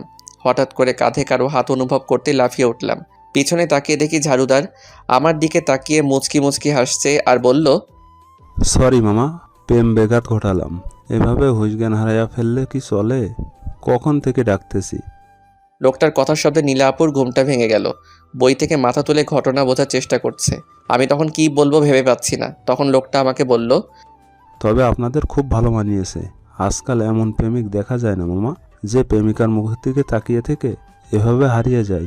আমারও একটা প্রেমিকা ছিল, কিন্তু সে বুঝেনি, আমাকে ছেড়ে চলে যায়। আমি দোয়া করি আপনারা সুখী হন। আমি যাই, অনেক কাজ আছে। লোকটা আমাকে পাথর বানিয়ে দিয়ে চলে গেল। আমার হাত পা পুরো অসাড় হয়ে গেল। নীলা আপুর দিকে তাকাতেই পারছি না, না জানি কি ভাবছে এখন। তখনই নীলা আপুর আওয়াজ এলো, কিরে যাবি না? এভাবে দাঁড়িয়ে আছিস কেন ওখানে? মাথা তুলে দেখি নীলা আপু দরজার কাছে দাঁড়িয়ে কথাটা বলল, আর সেটা খুব স্বাভাবিকভাবেই। কিছু বুঝতে পারিনি নাকি কিছু শুনতে পারিনি, কি জানি কি হচ্ছে আমার সাথে। কিরে আবার কি ভাবছিস? অনেকটা দেরি হয়ে গেছে তো। আমি একরকম রোবটের মতোই ওখান থেকে বেরিয়ে গেলাম। বাইরে এসে বাইকে বসতেই দেখি নীলা আপু। আমি বললাম, কি হলো, দাঁড়িয়ে আছেন কেন? বাসাতে যাবেন না? যাবো তো। তাহলে যান। সত্যি অনেকটা দেরি হয়ে গেছে, এখানে দাঁড়িয়ে থাকবেন না। সেই জন্যই তো এলাম। আসলে ড্রাইভার কাকাকে সে কখনোই আসতে বলেছি। কেন? আরে বয়স্ক মানুষকে শুধু শুধু এতক্ষণ বসিয়ে রাখবো কেন, তাই বলেছি চলে যেতে। আর তোর যদি কোনো সমস্যা থাকে তো বল, আমি অন্য গাড়িতে করে চলে যাব। কি বলেছি, আমার অসুবিধা আছে? ও আচ্ছা, চল তাহলে। ওঠেন। কিছু দূর যাওয়ার পর আমি বললাম, নীলা আপু, সকালের ব্যবহারের জন্য আমি আসলে সরি। জানি না ঘুম থেকে উঠে কি হয়ে গেল। হুম হুম বিশ্বাস করুন, আমি আসলে ওইভাবে বলতে চাইনি। হুম হুম কি হলো, আমি কি বলছি আপনি শুনতে পাচ্ছেন? এই থাম থাম, এখানেই থাম। হঠাৎ করে এমন বলায় ভয় পেয়ে গেলাম আর বাইকটা দাঁড় করিয়ে বললাম, কি হলো? কি হলো? ওইদিকে দেখ, ফুচকার দোকান, চল ফুচকা খাবো, অনেকদিন ধরে খাই না রে। বলেই হাঁটতে লাগলো। আমি আর কি বলবো, গেলাম পিছু পিছু। কিছুটা বিরক্তি নিয়ে নীলা আপুর পিছনে গিয়ে দাঁড়ালাম। তখন নীলা আপু পিছন ফিরে বলল, এই তুই খাবি? আশ্চর্য, এখানে এসেছি যখন নিশ্চয়ই খাবো। তাই কিছুটা বিরক্তি নিয়ে বললাম, না খাবো না। আচ্ছা ঠিক আছে, ওই মামা শুধু আমাকেই দেন। বিষয়টা অপমানজনক, তাই পিছনের চেয়ারটাতে ঠাস করে বসে পড়লাম। আর নীলা আপু ফুচকার প্লেটটা নিয়ে আমার পাশের চেয়ারটাতেই বসলো। একা একা খাইতেছে। আমি যে হাঁ করে বসে আছি তা আর দেখলো না। আমি নিরুপায় হয়ে বসে আছি, বলতেও পারছি না আমিও খাবো। আমিও তো অনেক দিন ধরে খাই না। তখন হঠাৎ করে আমার চোখটা আটকে গেল সামনের আরেকটা দোকানে। উঠে দাঁড়িয়ে ভালো করে দেখে নিলাম, হ্যাঁ এটা তো নিলয়। সাথে একটা শাড়ি পরা মেয়ে খুবই ক্লোজভাবে বসে আছে আর একে অপরকে খাইয়ে দিচ্ছে। তারপর আমি কিছুক্ষণ তাদের দিকে তাকিয়েছিলাম আর নীলা আপুকে বললাম, নীলা আপু, নীলা আপু। কি হয়েছে? ওটা নিলয় ভাইয়া না? কিন্তু নীলা আপু ওইদিকে একবার তাকিয়ে আমাকে বলল, তো ওনার সাথে তো একটা। ওটা ওর বউ। আমি অনেকটা অবাক হয়ে নীলা আপুর দিকে তাকিয়ে রইলাম। কি হলো ব্যাপারটা? এত বড় একটা জিনিস এত সহজে বলছে। আমি অবাক হয়ে বসে বসে এটাই ভাবতে লাগলাম। কি রে, এখানে বসে থাকবি নাকি? চল বাড়ি ফিরতে হবে। কথাটা বলে হাঁটতে লাগলো। আমি থ হয়ে দাঁড়িয়ে রইলাম। আসলে ঘটনা কি? এদিকে নীলা আপু বাইকের কাছে দাঁড়িয়ে আছে, তাই আমি গিয়ে বাইকে উঠে পড়লাম। এখন নীলা আপুকে কিছু জিজ্ঞেস করা যাবে না। যেভাবে দাঁড়িয়ে আছে মনে হয় না কিছু বলবে। সুযোগ বুঝে সব জানতে হবে। তারপর বাসাতে ফিরলাম। রাতে বিছানায় বসে শুয়ে শুয়ে পড়ছিলাম। বই পড়া বললে ভুল হবে, বই শুধু খুলেই রেখেছি। মন তো পড়ে আছে নীলা আপুর বিষয়গুলো নিয়ে। একটু পর পানি পিপাসা লেগে গেল, কিন্তু বোতলে তো পানি নাই, নিচে যাওয়ার মুড নাই। তাই মাকে কয়েকটা চিল্লানি দিলাম। তারপর বইয়ের দিকে মনোনিবেশ করার চেষ্টা করলাম। অনেকটা সময় হয়ে গেল কিন্তু মা আসছে না। তাই আবারও চিল্লানি দেওয়ার জন্য হাঁ করলাম, কিন্তু তার আগেই নীলা আপু এসে দাঁড়িয়ে আছে। রুমে ঢুকলো কখন টের তো পেলাম না। কি রে, এইভাবে গরুর মতন চিল্লাচ্ছিস কেন? আমার কাজ ছিল তাই আম্মুকে ডাকছিলাম, কিন্তু আপনাকে তো ডাকিনি, আপনি আসলেন যে। কাকিমা রান্না করতেছে, কি বলার আছে আমাকে বল। তো কি হয়েছে? আমার তো নিচে যেতে ইচ্ছে করছিল না, তাই মাকে ডাকছিলাম। আর আপনার যদি অসুবিধা হয় তো আপনাকে এনে দিতে হবে না। আম্মু। ওই চুপ, দে বোতল দে। ওই যে ওখানে আছে। তারপর বোতল সেটা নিয়ে চলে গেল। একটু পর আবার আসলো নীলা আপু। এই নে তোর পানির বোতল। তখন আমি বই থেকে মুখ তুলে দেখি নীলা আপু আমার দিকে তাকিয়ে আছে। আমি বললাম, কিছু কি বলবেন? না, পরক্ষণেই আবার নীলা আপু বলে উঠল, অ্যাটলিস্ট একটা ধন্যবাদ তো দিতে পারিস নাকি? কেন? কেন মানে? আমি এতটা কষ্ট করে পানি এনে দিলাম, একটা ধন্যবাদ তো দেওয়া উচিত, তাই না? ও ধন্যবাদ। তারপর আমি আবারও বইয়ের দিকে চোখ দিলাম। তখন নীলা আপু আবারও বলে উঠল, আচ্ছা, কি পড়ছিস? বই। সেটা তো আমিও দেখতে পাচ্ছি। তাহলে জিজ্ঞাসা করছেন কেন? আজব তো, এভাবে কথা বলছিস কেন? আমি আবার কিভাবে কথা বললাম? থুর। বিরক্তি নিয়ে রুম থেকে চলে গেল। আমি বসে বসে মুচকি মুচকি হাসতে লাগলাম। যাক, প্রতিশোধ ঠিকঠাকভাবে নেওয়া গেছে। এখন বুঝবে ফুচকার দোকানে আমার কেমন লাগছিল। কেন জানি না খুব মজা লাগতেছে। আর নিজেকে ধরে রাখতে পারলাম না। বিছানার উপর উঠে নাচানাচি শুরু করে দিলাম। হঠাৎ করে দরজার দিকে চোখ পড়তেই কাঠ হয়ে গেলাম। নীলা আপু অবাক হয়ে চোখ বড় বড় করে আমার দিকে তাকিয়ে আছে। নীলা আবার এখানে কি করতে এলো? আমি আবার বিছানার উপর টুপ করে বসে পড়লাম আর বইটা হাতে নিয়ে ওটাতেই মুখ গুছলাম। ঘাটটা একটু কাত করে দেখলাম নীলা আপু একদম বিছানার ধারে এসে দাঁড়িয়ে আছে। তাকিয়ে দেখি মুখে আবার মুচকি হাসি। যেটা ভয় ছিল ঠিক সেটাই হলো। নীলা আপু আমাকে জিজ্ঞেস করলো, লাবিব, তুই এতক্ষণ কি করছিলি রে? কই না তো, কিছু না। আচ্ছা তাই? আপনি আবার এখানে কি করতে আসছেন? তোর মা পাঠালো, নিচে গিয়ে খাবার খেতে বলেছে। নাকি খাবারটাও উপরে এনে দিয়ে যাব? না থাক, আমি নিচে গিয়ে খাবো। আপনি যান, আমি আসছি। ঠিক আছে, আয় তাহলে। আর শোন, নেক্সট টাইম দরজাটা লাগিয়ে নিস। কেন? কারণ এরকম নাচ দেখে মানুষ হার্ট অ্যাটাক করতে পারে। কথাটা বলেই উচ্চস্বরে হাসতে হাসতে চলে গেল। আমাকে এরকম একটা অপমান করবে ভাবতেই পারিনি। কিন্তু এরকম হৃদয়কাড়া হাসি শুনে কেউ আর রাগ করে থাকতে পারে না, কেউই না। যাই হোক, আমি খাবার টেবিলে আসতেই দেখি নীলা আপু খাবার টেবিল ছেড়ে উঠে যাচ্ছে। আর বাকিরা সবাই অট্টহাসি দিতে ব্যস্ত। অতপর এখানে কি হচ্ছে বোঝার চেষ্টা করলাম, কিন্তু কিছু বুঝতে না পেরে টেবিলে গিয়ে বললাম, জেঠিমা আমাকে খাবার দিতে দাদু জিজ্ঞেস করলো, তা দাদু ভাই, তোমার পরীক্ষা যেন কবে থেকে? এই তো পরের সোমবারে। ও, তাহলে তো আর কয়েকটা দিন মাত্র। তো প্রস্তুতি কেমন? জি, মোটামুটি ভালোই। তা পরীক্ষা শেষ হবে কবে? কোনো রকম সমস্যা না হলে মোটামুটি 15 দিন। আচ্ছা, তাহলে তো খুবই ভালো। এরপর দাদু, বাবা আর জেঠুকে উদ্দেশ্য করে বলল, তোরা তাহলে সব কিছু তৈরি করা শুরু কর এখন থেকেই। আর তো মাত্র কয়েকটা দিন। ক্যাটারিং নিয়ে তোদের চিন্তা করতে হবে না, ওটা আমার বন্ধু মালেক দেখে নিবে। ও অনেক ভালো জানাশোনা লোক আছে। তোরা বরং অন্যান্য দিকটা দেখ, আমি নেমন্তন্নের দিকটা দেখছি। বাবা আর জেঠু মাথা ঝাঁকালো। আমি অবাক হয়ে দাদুকে জিজ্ঞেস করলাম, বাসাতে কি কোনো অনুষ্ঠান আছে দাদু? আছে তো। কিন্তু কিসের অনুষ্ঠান? তখন মা পিছন থেকে বলল, কিসের আবার? বিয়ের অনুষ্ঠান। আমি হকচকিয়ে বললাম, বিয়ে? কার বিয়ে? কার আবার? আমাদের নীলার। কি, নীলাপুর বিয়ে? হ্যাঁ, এতটা অবাক হচ্ছিস কেন? আমাদের মেয়ে যখন বড় হয়েছে তখন বিয়ে তো দিতেই হবে। কতদিন আর এইভাবে বসিয়ে রাখবো? হ্যাঁ তা ঠিক আছে, কিন্তু কার সাথে? তখন জেঠিমা বলল, আরে সেটা বড় কথা না, বড় কথা হলো নীলার ছেলেটাকে পছন্দ হয়ে গেছে। এতদিন কত সম্বন্ধ এলো, কিন্তু নীলার কাউকে পছন্দ হয়নি। কিন্তু এবারে এক কথায় রাজি। আর নীলাকেও ছেলের বাবা মা খুব পছন্দ করেছেন। তারা চাইছে যত দ্রুত সম্ভব নীলাকে তাদের ছেলের বউ করে নিতে। আর ছেলে? তুই ছেলে নিয়ে পড়ে আছিস কেন? না মানে ছেলেরও কি নীলাপুকে পছন্দ হয়েছে? আর এমন কোনো ছেলে আছে যে আমার নীলাকে পছন্দ করবে না? তাছাড়া ছেলের মা বাবাও বলেছে যে আমাদের পছন্দ মানে ছেলের পছন্দ। কত ভালো ছেলে বল। আজকাল কি এমন ছেলে পাওয়া যায়? আমার নীলাটা খুব ভাগ্যবতী। আমি শিওর এই ছেলে আমার মেয়েকে অনেক ভালো রাখবে। ও। আমি মাথা নিচু করে আমার খাবার খেতে লাগলাম। বাকিরা নিজেদের মধ্যে কথা বলছে, কি হলো এটা? নীলাপুর বিয়ে ঠিক হয়ে গেছে আর নীলাপুর রাজি? ভালোই, আমার তাতে কি? আমি এসব নিয়ে ভেবে কি করব? এসব বলে নিজেকে বোঝাচ্ছি ঠিকই, কিন্তু কোথায় যেন একটা অস্বস্তি অনুভব হচ্ছে। খাবার শেষে সোজা চলে এলাম। বিছানায় এসে চুপ করে বসে আছি। না, মন খারাপ না, আসলে আমি ভুল ভাবছি। বারবার একই ভুল কেন করছি? আসলে এখানে এসে নীলাপুর ব্যবহারে আমি অন্য কিছু ভেবেছিলাম। ভালোই হয়েছে এত তাড়াতাড়ি ভুলটা ভেঙে গেছে। রুমে আর ভালো লাগছে না, তাই ছাদে চলে আসলাম। ছাদের মধ্যে এসে অন্যদিকে তাকিয়ে রইলাম। আবার সেই কষ্টটা নাড়া দিয়ে উঠল। কেন এসব ভাবতে গেলাম? হঠাৎ ছাদের অন্যদিকে চোখ গেল, দেখি নীলা আপু ছাদের বেলকনিতে হেলান দিয়ে ফোন টিপছে। হয়তো আগে থেকে এখানে এসেছে, নয়তোবা আমার পরে। এলো তো এলোই, আমাকে দেখলোই না। ভেবেছিলাম আজকে নীলা আপুকে নিলয়ের ব্যাপারটা জিজ্ঞেস করব, কিন্তু এখন আর তা জানার ইচ্ছে নেই। জেনেও বা কী করব, দেখে মনে হচ্ছে কারোর সাথে মন দিয়ে চ্যাটিং করছে। থাকা ডিস্টার্ব না করি। যেই ছাদ থেকে নিচে নামতে যাব তখনই নীলা আপু ডাক দিল আমাকে। মুখে দেখে হাসি লেগে আছে। বাহ, নিজের বিয়ের খবর শুনে এত খুশি। নীলা আপু আমার কাছে এসে হাসি মুখে জিজ্ঞেস করলো, কিরে, ছাদে কখন এলি? আবার চলেও যাচ্ছিস? এই তো হাওয়া খেতে এসেছিলাম, হাওয়া খাওয়া হয়েছে তাই রুমে যাচ্ছি, অনেক পড়া আছে। ও, তোর তো আবার কিছুদিন পর পরীক্ষা। যা, পড়তে বস গিয়ে। কোনো সমস্যা হলে আমাকে বলবি।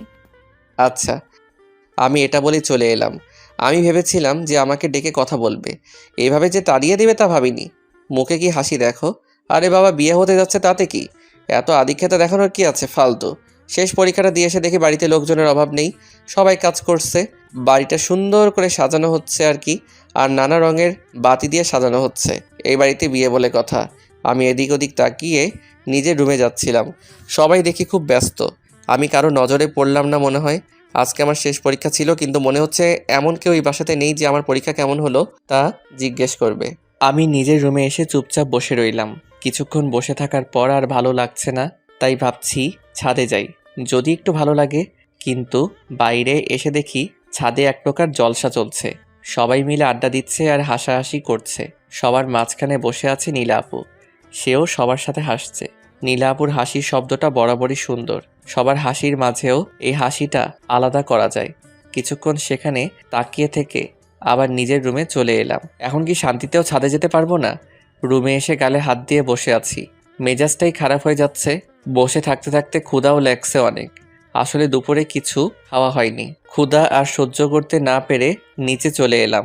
নিচে এসে আম্মুকে পেয়ে গেলাম, কার সাথে জানি কথা বলছে, তাই তার পাশে গিয়ে দাঁড়ালাম আর বলতে লাগলাম, মা মা মা, ওই আন্টিটার সাথে কথা বলছে। আমি যে ডাকতেছি সেটা মনে হয় শুনতেই পাচ্ছে না। মা। এটা কি ধরনের ব্যবহার লাবিব? তুই দেখছিস না একজনের সাথে কথা বলছি?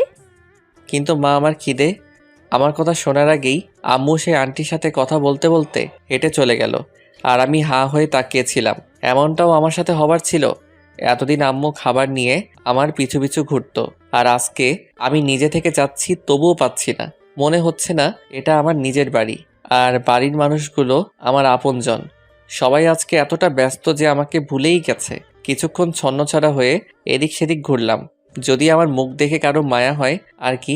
না, একে তো খালি পেট, তার উপর আবার এই কোলাহল, ভালো লাগছিল না। তাই আমার নিজের রুমে চলে এলাম। তখন হঠাৎ লাবিব, নীলা আপুর কণ্ঠ শুনে হক চকিয়ে উঠে বসে পড়লাম। উঠেই নীলা আপুর দিকে হ করে তাকিয়েছিলাম। নীলা আপু এখন বউ সাজে আছে, শুধু ঘোমটাটাই নেই মাথায় তার। অনেক সুন্দর লাগছে এই সাজে তাকে। মন চাচ্ছে অপলক তাকিয়ে থাকি। পরক্ষণেই মনে হলো একটু পর ওর বিয়ে, তাই এসব ভেবে লাভ নেই। চোখ নামিয়ে জিজ্ঞেস করতে যাব আমার রুমে কেন, তার আগে নীলা আপু বলল, তোর পরীক্ষা কেমন হলো? আমি অবাক হয়ে মাথা ঝাঁকালাম, এটা জানার জন্য যে সে এই সময় এখানে কেন। আচ্ছা, তোর সাথে আমার একটা গুরুত্বপূর্ণ কথা ছিল। কি কথা বলুন? আসলে কি করে যে বলবো। সমস্যা নাই, বলেন। আসলে আরে নীলা, তুই এখন এখানে কি করছিস? দরজার কাছ থেকে মা এই কথাটা বলল। মার দিকে তাকাতেই নীলা আপু চমকে উঠল আর বলল, আসলে ওর সাথে আমার কিছু কথা বলার ছিল, সেই জন্যই। এখন আবার কি কথা তোর? পরে অনেক সময় পাবি কথা বলার, তখন বলিস। এখন যা, নিজের রুমে যা। নীলা আপু আর কিছু না বলে আমার দিকে একবার তাকিয়ে মাথা নিচু করে চলে গেল। তখন মা আমার দিকে তাকিয়ে একটা হাসি দিয়ে বলল, নে, জলদি এগুলো পরে রেডি হয়ে নে। আমি মার হাতের দিকে তাকিয়ে দেখি বরের শেরওয়ানি আর পায়জামা। আমি অবাক হয়ে মার দিকে তাকালাম। তখন মা একটা মুচকি হাসি দিল। মায়ের সে হাসিতে যেন আমি আমার সব উত্তর পেয়ে গেলাম। সাথে সাথে আমি আবেগে মাকে জড়িয়ে ধরলাম। তখন মা আমার কপালে একটা চুমু দিয়ে বলল, জলদি রেডি হয়ে নিচে চলে আয়, সবাই অপেক্ষা করছে। মা চলে যাওয়ার পর নিজে নিজেই হাসতে লাগলাম। তার মানে এতদিন বাসার সবাই আমার সাথে গেম খেলছিল, আর নীলাও কম কিছু করেনি। আমি এতদিন বোকার মতো অসহায় হয়ে সব কিছু সহ্য করে গেছি। এখন আমি নীলার পাশে বরের বেশে বসে রয়েছি। কখনো ভাবতেও পারিনি এই দিনটা আসবে। অন্যান্য লোকেরা আমাদের সামনে বসে আছে আর আমার নিকটে বসে আছে কাজী। এক অসাধারণ অনুভূতি হচ্ছে। স্বপ্নের ভাবতে পারিনি নীলা আর আমার বিয়ে হবে। কাজী সাহেব নিজের কাজ করে যাচ্ছেন। অবশেষে বিয়ের কাজটা ঠিকভাবে সম্পন্ন হলো। সবাই নীলাকে ঘরে নিয়ে যায়। একটু পর দাদু কাছে এলো, আমার আর নানা কথা বলতে লাগলো। আমি শুনেই যাচ্ছি। কিছুক্ষণ পর বিরক্ত হয়ে গেলাম। বুড়ো কথা বলছে তো বলেই যাচ্ছে। অবশেষে বুড়োর কথা থেমেছে। রাত 12টায় আমি দৌড়ে নীলার ঘরের সামনে গেলাম। মানে এটাই এখন আমাদের বাসর ঘর। আমি দরজার সামনে এসেই কয়েকটা বড় বড় নিঃশ্বাস ছাড়লাম। কয়েক সেকেন্ডে যেন হার্টবিট ডাবল হয়ে গেছে। বুকটা ধরফর ধরফর করছে। যাই হোক, সাহস করে দরজা খুলতে গেলাম। এ কি, দরজা তো খুলছে না। মনে হয় ভিতর থেকে লক করা, কিন্তু বাসর ঘরে তো বর্ণা ঢোকার আগে দরজা লক হয় না। আবার চেষ্টা করলাম কিন্তু দরজা খুলছে না, তাই বাধ্য হয়েই দরজায় টোকা দিলাম। বেশ কিছুক্ষণ অপেক্ষা করার পর দরজাটা খুলে গেল। দরজা একটু ফাঁক হতেই আমি ভিতরে বুকে পড়লাম। গিয়ে হাঁ করে দাঁড়িয়ে রইলাম। আমার বউ গেল কই? না মানে বউ আছে, কিন্তু বউ আর বউ নেই। আমাকে এভাবে তাকিয়ে থাকতে দেখে সামনে দাঁড়িয়ে থাকা নীলা বলল, কিরে এইভাবে তাকিয়ে আছিস কেন? কি হয়েছে? তোমার বউয়ের সাজ কোথায়? ও আসলে ভীষণ অস্বস্তি হচ্ছিল, তাই খুলে ফেলেছি।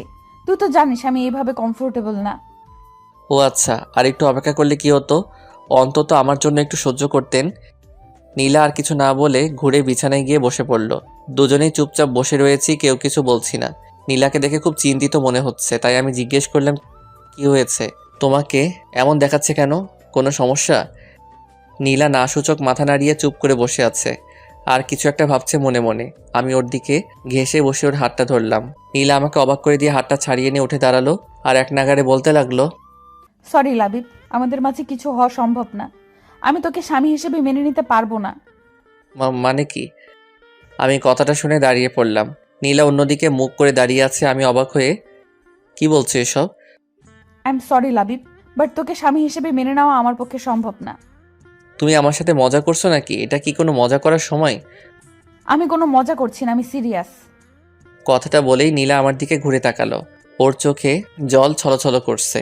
ওকে দেখে মনে হচ্ছে ও সিরিয়াস, কিন্তু কেন? এত সব কিছু হয়ে যাবার পর এমনটা কেন? আমি যতটা জানি নীলার এই বিয়েতে যথেষ্ট সম্মতি ছিল, যার কারণে আজকে আমাদের বিয়ে হয়েছে। দেখো, আমি সত্যিই বুঝতে পারছি তুমি কি বলছো, কিন্তু এখন এইসব বলার মানে কি? আর কেনই বা বলছো? আমি সরি লাবিব। আরে কাঁদছো কেন? বিশ্বাস কর, আমি তোকে কষ্ট দিতে চাইনি আর ঠকাতেও চাইনি। আমি অনেক চেষ্টা করেছিলাম। মানে কি? কি হয়েছে একটু বলবে? আর এই কান্নাকাটি বন্ধ করো। আমি সরি। বুঝতে পারছি না আমি কি করব। এখন তো আমার কাঁদা উচিত, কিন্তু এ কেন কাঁদছে? তখন নীলা চোখ মুছতে মুছতে বলল, তোর মনে আছে বিয়ে হওয়ার আগে তোর রুমে গেছিলাম? আছে। তুমি কিছু একটা বলতে চাইছিলে, কিন্তু আম্মু আশায় আর বলতে পারোনি। হ্যাঁ, আসলে ওই নিলয়। কি? আমার ওই নিলয়? এখানে আবার নিলয় কোথা থেকে আসলো? নিলয় এখন হসপিটালে আছে। ও খুবই দুঃখজনক, কিন্তু ও হসপিটালে থাকার সাথে আমাকে না মেনে নেওয়ার কি কারণ? কারণ আছে। কি কারণ? আজকে ও শুধু হসপিটালে আমার কারণেই আছে। আমার কারণেই ওর অ্যাক্সিডেন্ট হয়েছে। তোমার কারণে মানে? নিলয় আমাকে এখন ভালোবাসে আর ও চায়নি আমি বিয়ে করি, কিন্তু এক মিনিট, কিসের ভালোবাসা? নিলয় কে হয় তোমার বিয়ে নিয়ে কথা বলার? ও নিজেই তো বিবাহিত। না, নিলয় বিয়ে করেনি। বিয়ে করেনি মানে? তুমি তো বলেছিলে ও বিয়ে করেছে। আর বিয়ে যদি না করে থাকে তাহলে ওই মেয়েটা কে ছিল?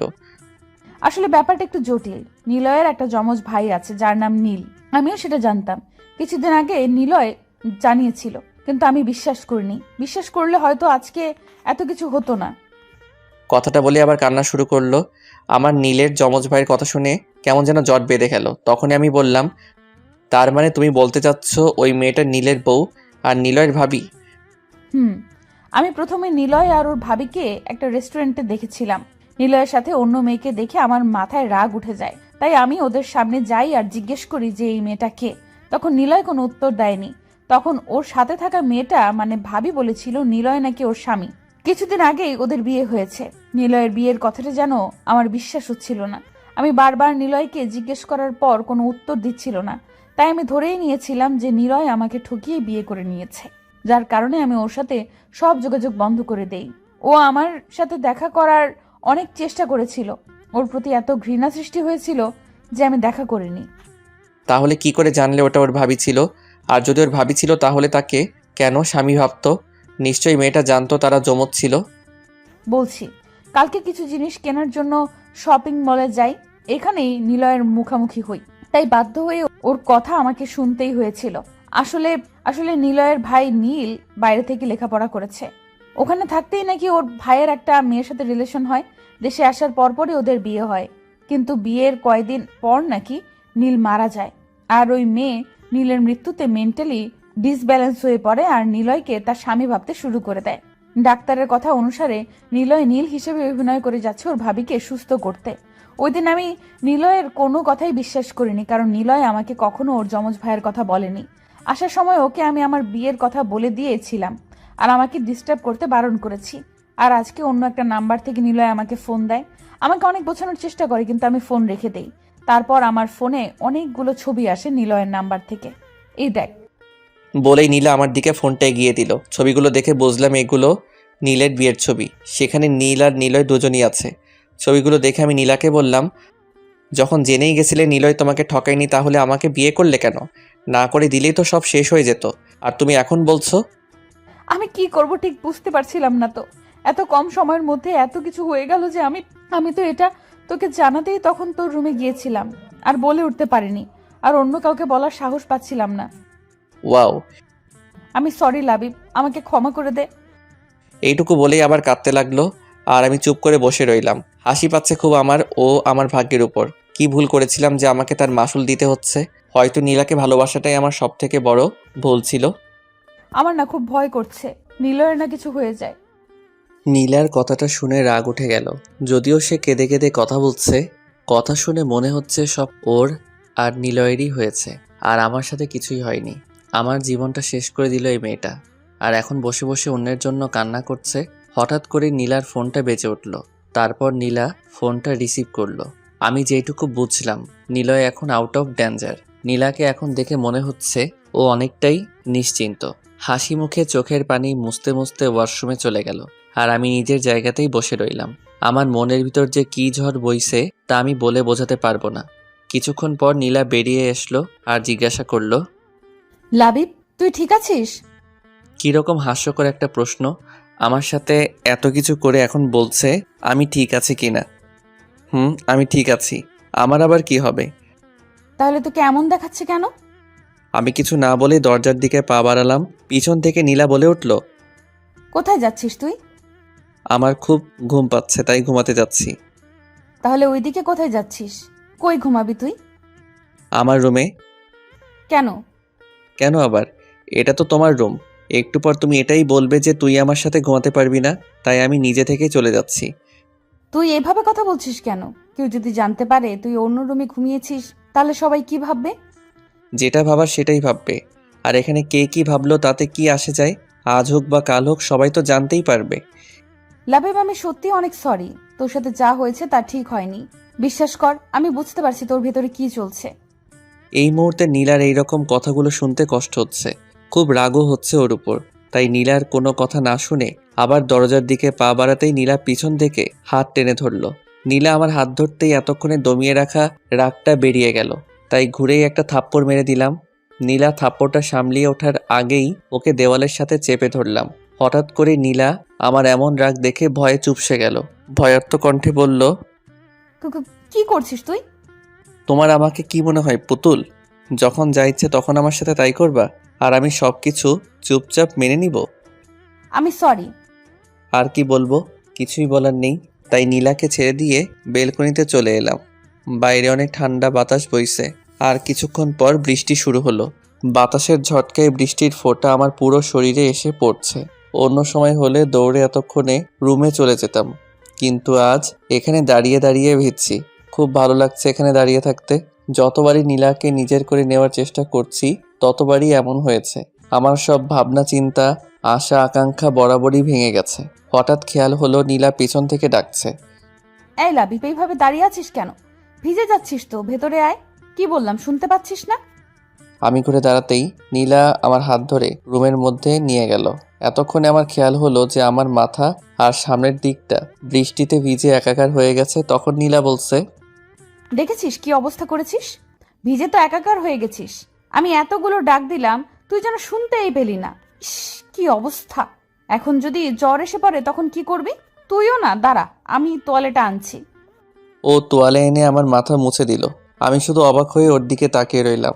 তারপরও বলল, নে, এবার ওয়াশরুমে গিয়ে জলদি চেঞ্জ করে নে, তা না হলে পরে সমস্যা হবে।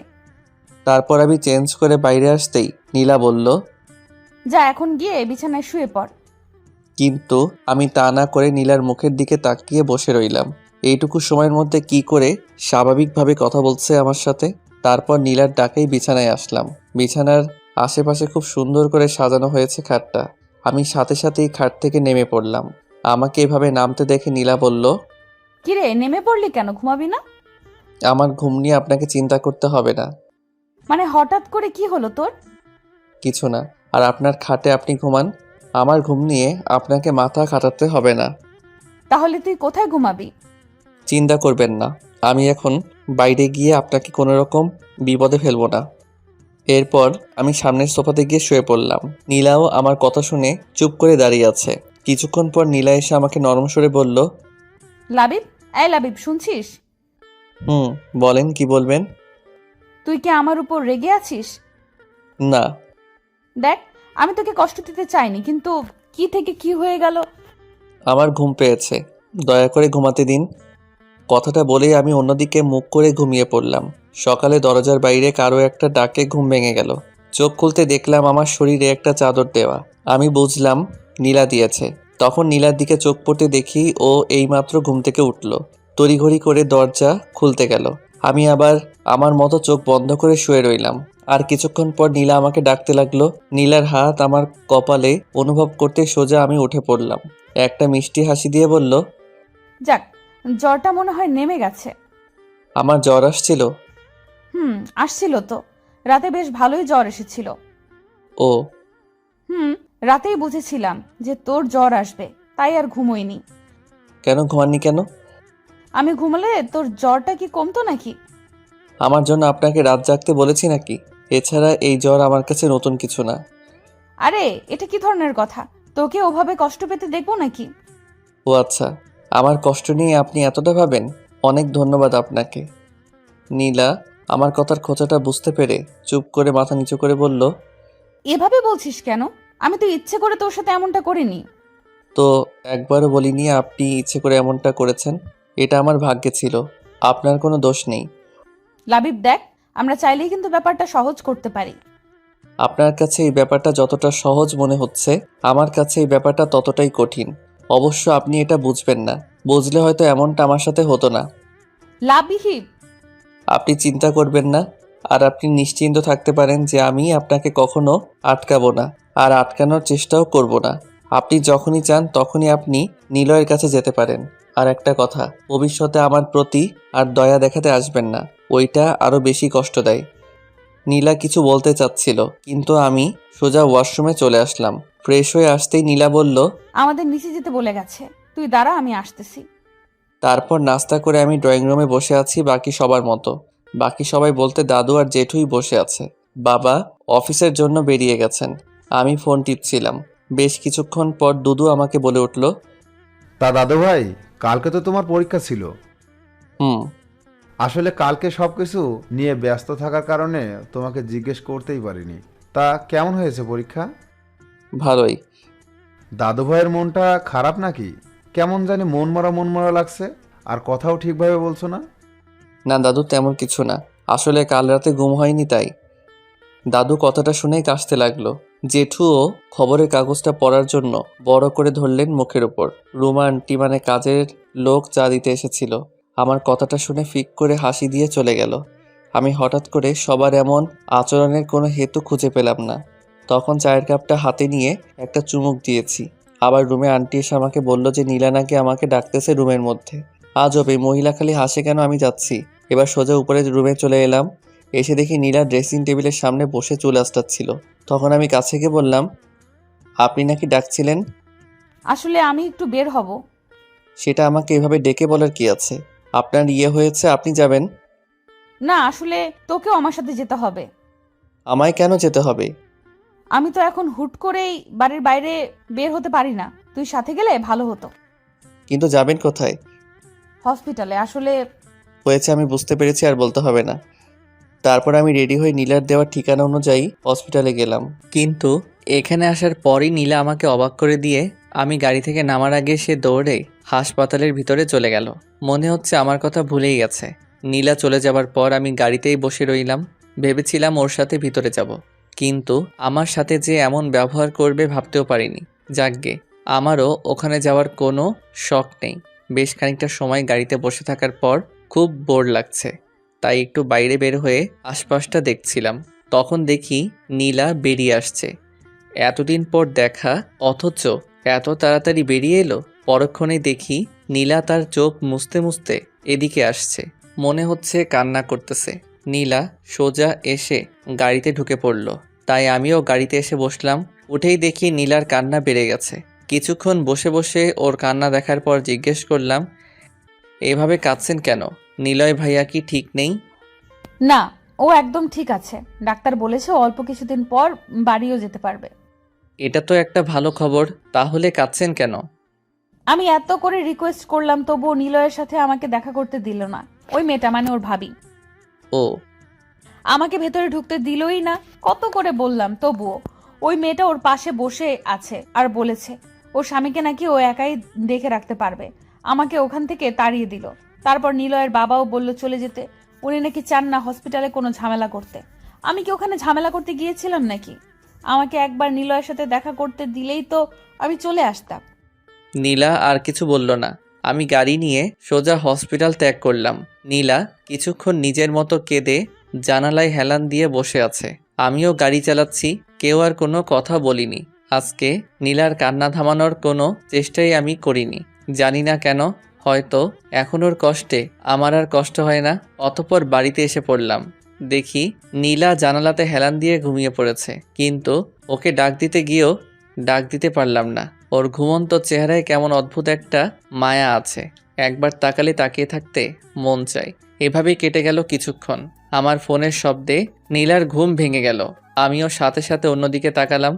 একটু স্বাভাবিকভাবে কলটা ধরলাম, আর নীলা আমার দিকে তাকিয়ে থেকে বাড়ির ভিতরে চলে গেল। বিকালের দিকে দিকে অফিস থেকে ফিরছিলাম। আপনাদের তো বলাই হয়নি, আমি আমাদের অফিসে বাবা আর দাদুর কথায় জয়েন করেছি। হঠাৎ একটা পার্কের সামনে নীলাকে দেখে থেমে গেলাম। খুব বিচলিত দেখাচ্ছিল নীলাকে।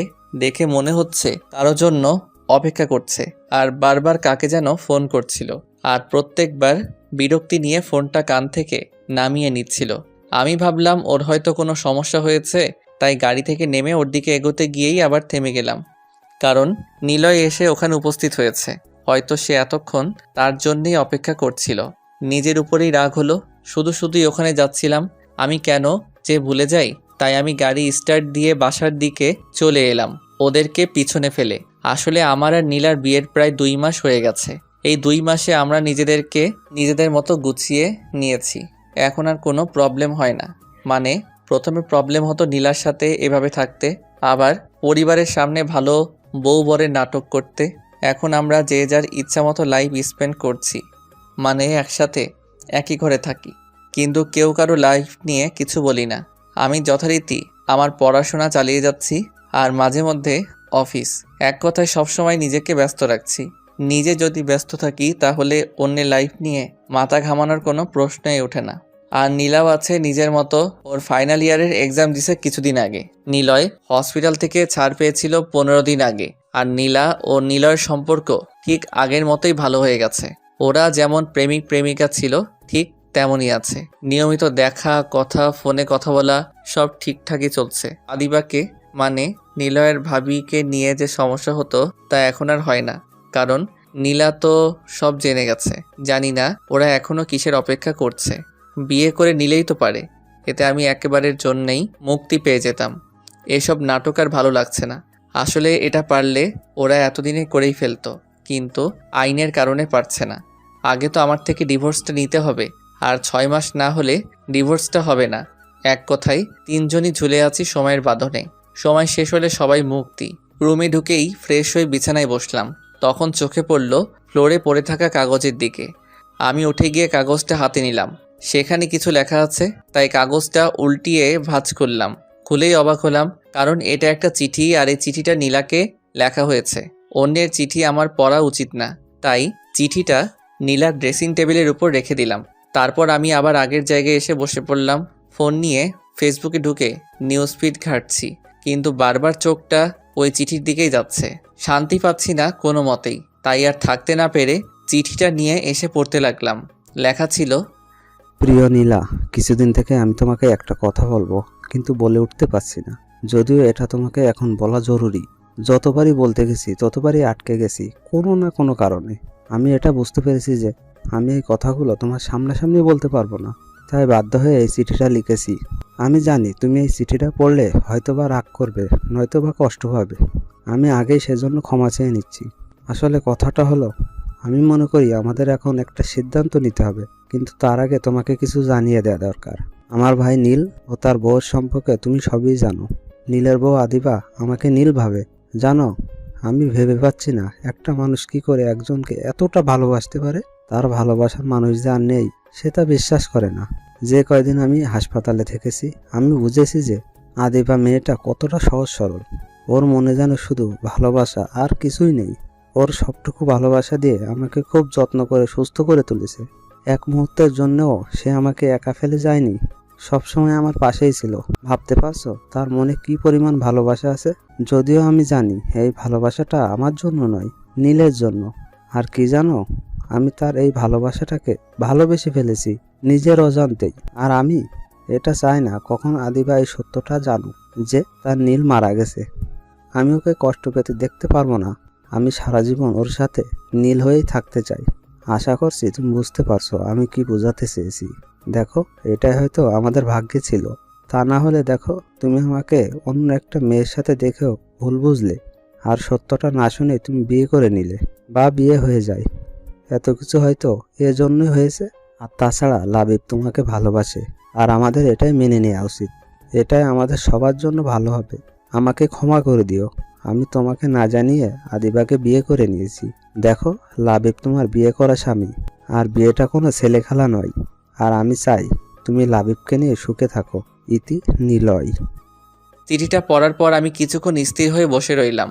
চিঠিটার কথাগুলো কেন জানি না বিশ্বাস হচ্ছে না, তাই চিঠিটা আবার ফার্স্ট টু লাস্ট পড়লাম। না, সব তো ঠিক আছে। তার মানে চিঠিটার এই মানে বোঝায় যে নিলয় আর নীলার সাথে সম্পর্ক রাখতে চায় না।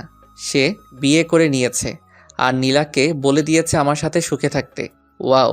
অতঃপর চিঠিটা যে রকমভাবে ছিল সেইভাবে আবার ফ্লোরে রেখে দিলাম। কি আজব পাবলিক মাইরি এই নিলয়! প্রথমে তো হঠাৎ করে ফিরে এসে আমার বিয়ের 12টা বাজিয়ে দিল, আর এতদিন পর বলছে আমার সাথে সুখে সংসার করতে। What a jokes! তাহলে এবার নীলা কি করবে? আমার কাছে ফিরে আসবে? ফিরে আসলেই বা কি? আমি আর নিজেকে কষ্ট দিতে চাই না। এমনিতেই এই মেয়ে আমার 16 আনা জীবনের 12 আনায় ধ্বংস করে, বাকিটা আঁকড়েই আমি বেঁচে আসছি আর নয়। কিন্তু নীলাকে এত কিছু এত সহজে মেনে নেবে? মনে হয় না। আমি কেন এত চিন্তা করছি? ওদের বিষয় ওরাই বুঝে নিবে, আমি না হয় আমার মতোই থাকি। হঠাৎ মনে প্রশ্ন জাগলো, চিঠিটা এইভাবে পড়ে আছে কেন? নীলা কি চিঠিটা পেয়েছে? না না, চিঠিটা যখন নীলার জন্য এসেছে তখন সে নিশ্চয়ই পেয়েছে। আর এই জন্য হয়তো নীলা বাইরে ওই পার্কে গেছে নিলয়ের সাথে দেখা করতে।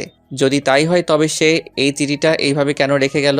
অন্য কেউ যদি এটা দেখতে পেত তাহলে বড় ধরনের সমস্যা হতো, নাকি এটা ভুল করেই এখানে পড়ে গেছে কি জানি। অতঃপর আমি ওয়াশরুমে গেলাম ফ্রেশ হতে। চিঠিটা তার জায়গাতে পড়ে আছে। কিছুক্ষণ পর বের হয়ে দেখি নীলা চলে এসেছে, হাত দিয়ে মুখ ঢেকে বিছানার কিনারায় বসে আছে। আমি কাছে গিয়ে হালকা একটু কাশতেই নীলা চমকে উঠে দাঁড়িয়ে পড়ল। কি হলো ওর? এভাবে চমকানোর কি আছে? তাকিয়ে দেখি ওর চোখ মুখ অন্যরকম হয়ে আছে, মনে হয় কেঁদেছে। তখন আমি জিজ্ঞেস করলাম, কোনো সমস্যা? নীলা শুধু মাথা নাড়িয়ে না উত্তর দিয়ে আবার আগের জায়গায় বসলো। আমার দিকে কেমন করে যেন তাকিয়েছিল।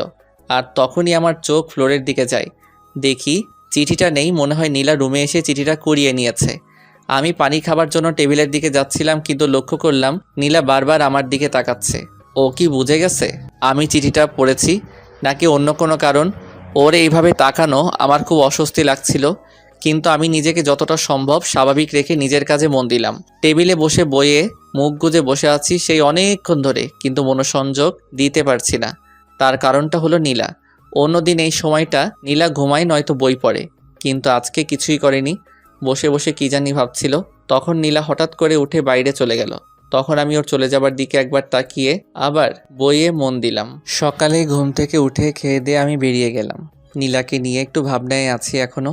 আসলে আমি ভেবেছিলাম নীলা কাল রাতেই আমাকে কিছু হয়তো বলবে, কিন্তু কিছুই বলেনি, সম্পূর্ণ চুপচাপ ছিল।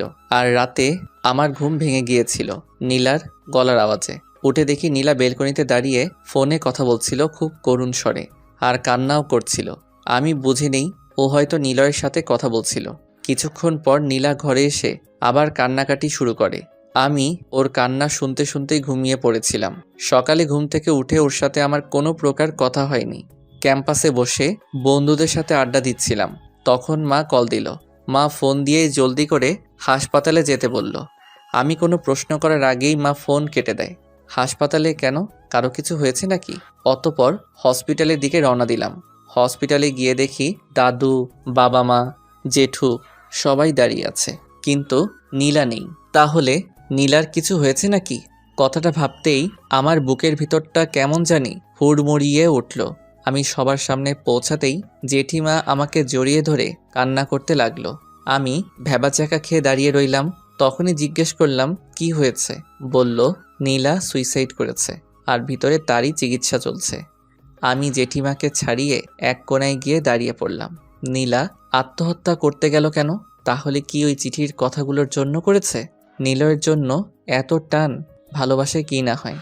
আশেপাশে তাকিয়ে দেখলাম বাসার সবাই চিন্তিত, সবাই গম্ভীরভাবে ওটি রুমের দিকে তাকিয়ে আছে। আমার নীলার জন্য চিন্তা হচ্ছে কিনা তা জানি না, তবে ভিতরে ভীষণ অস্থিরতা অনুভব করছি। শ্বাস যেন বন্ধ হয়ে আসছে। নীলা যে এমন একটা সিদ্ধান্ত নিবে তা আমি বুঝতে পারিনি।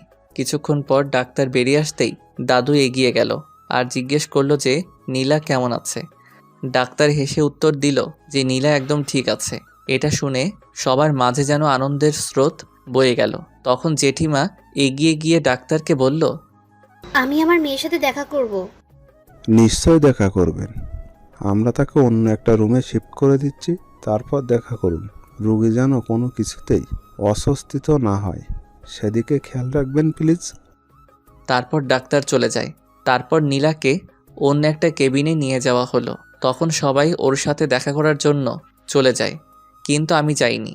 বাইরে দাঁড়িয়ে আছি। আমি গিয়েই বা কী করব? আর কি বলবো?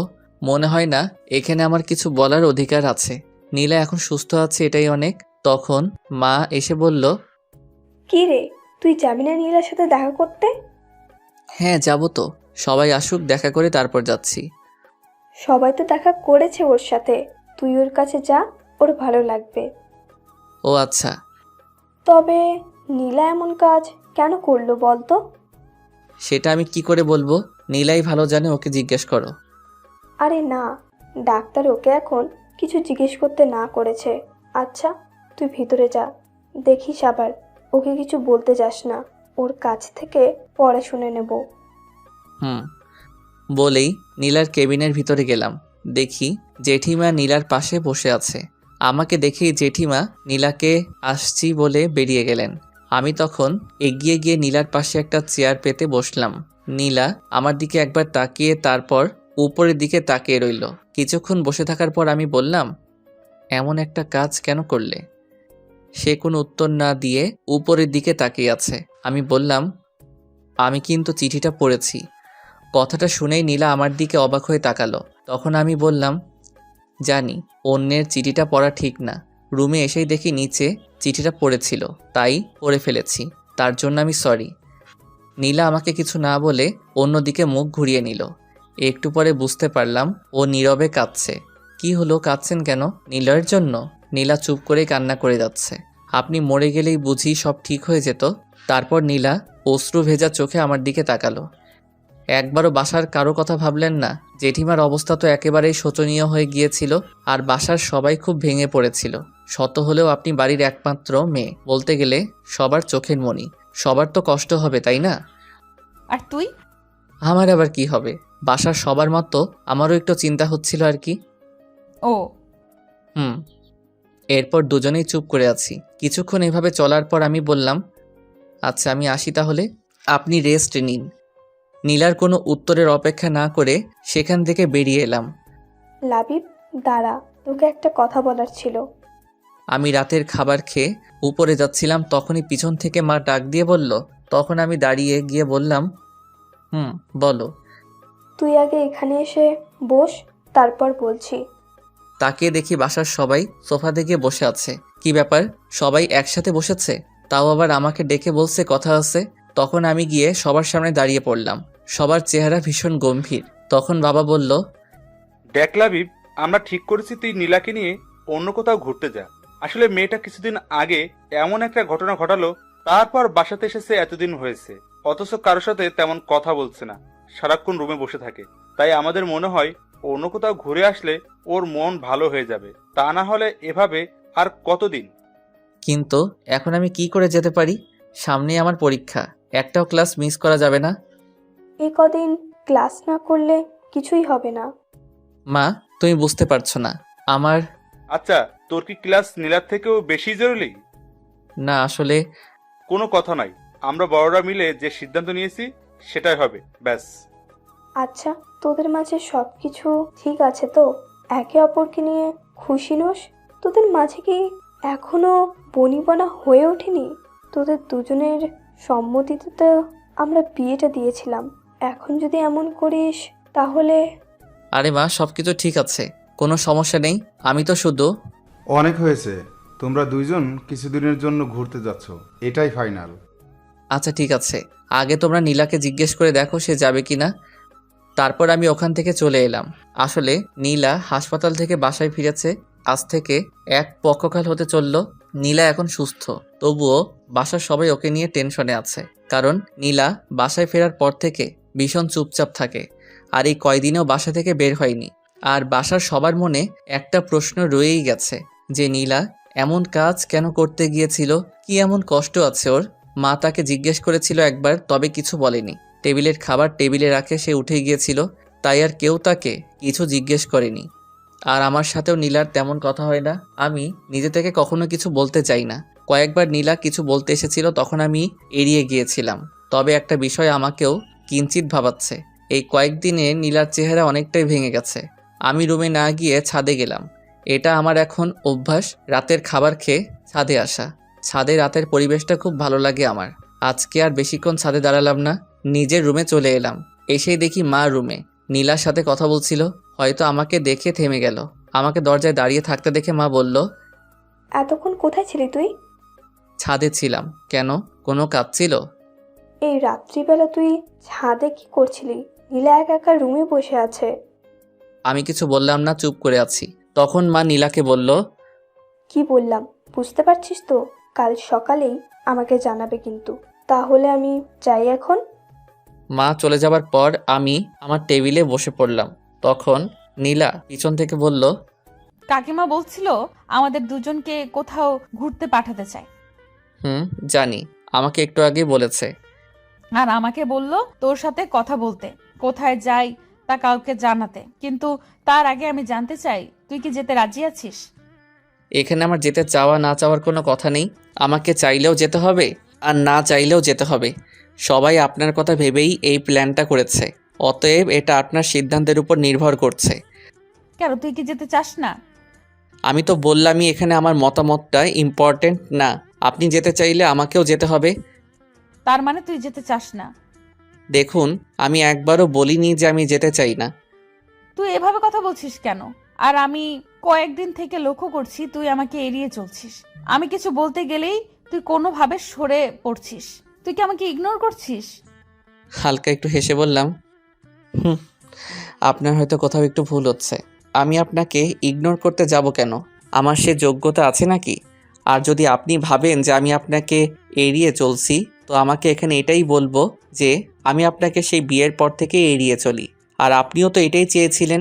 আমাদের মাঝে তো এমনটাই কথা হয়েছিল, কেউ কারো ব্যাপারে কোনো কথা বলবো না, আর যে যার মতো থাকবো, সময় হলে একে অপরকে মুক্ত করে দিব।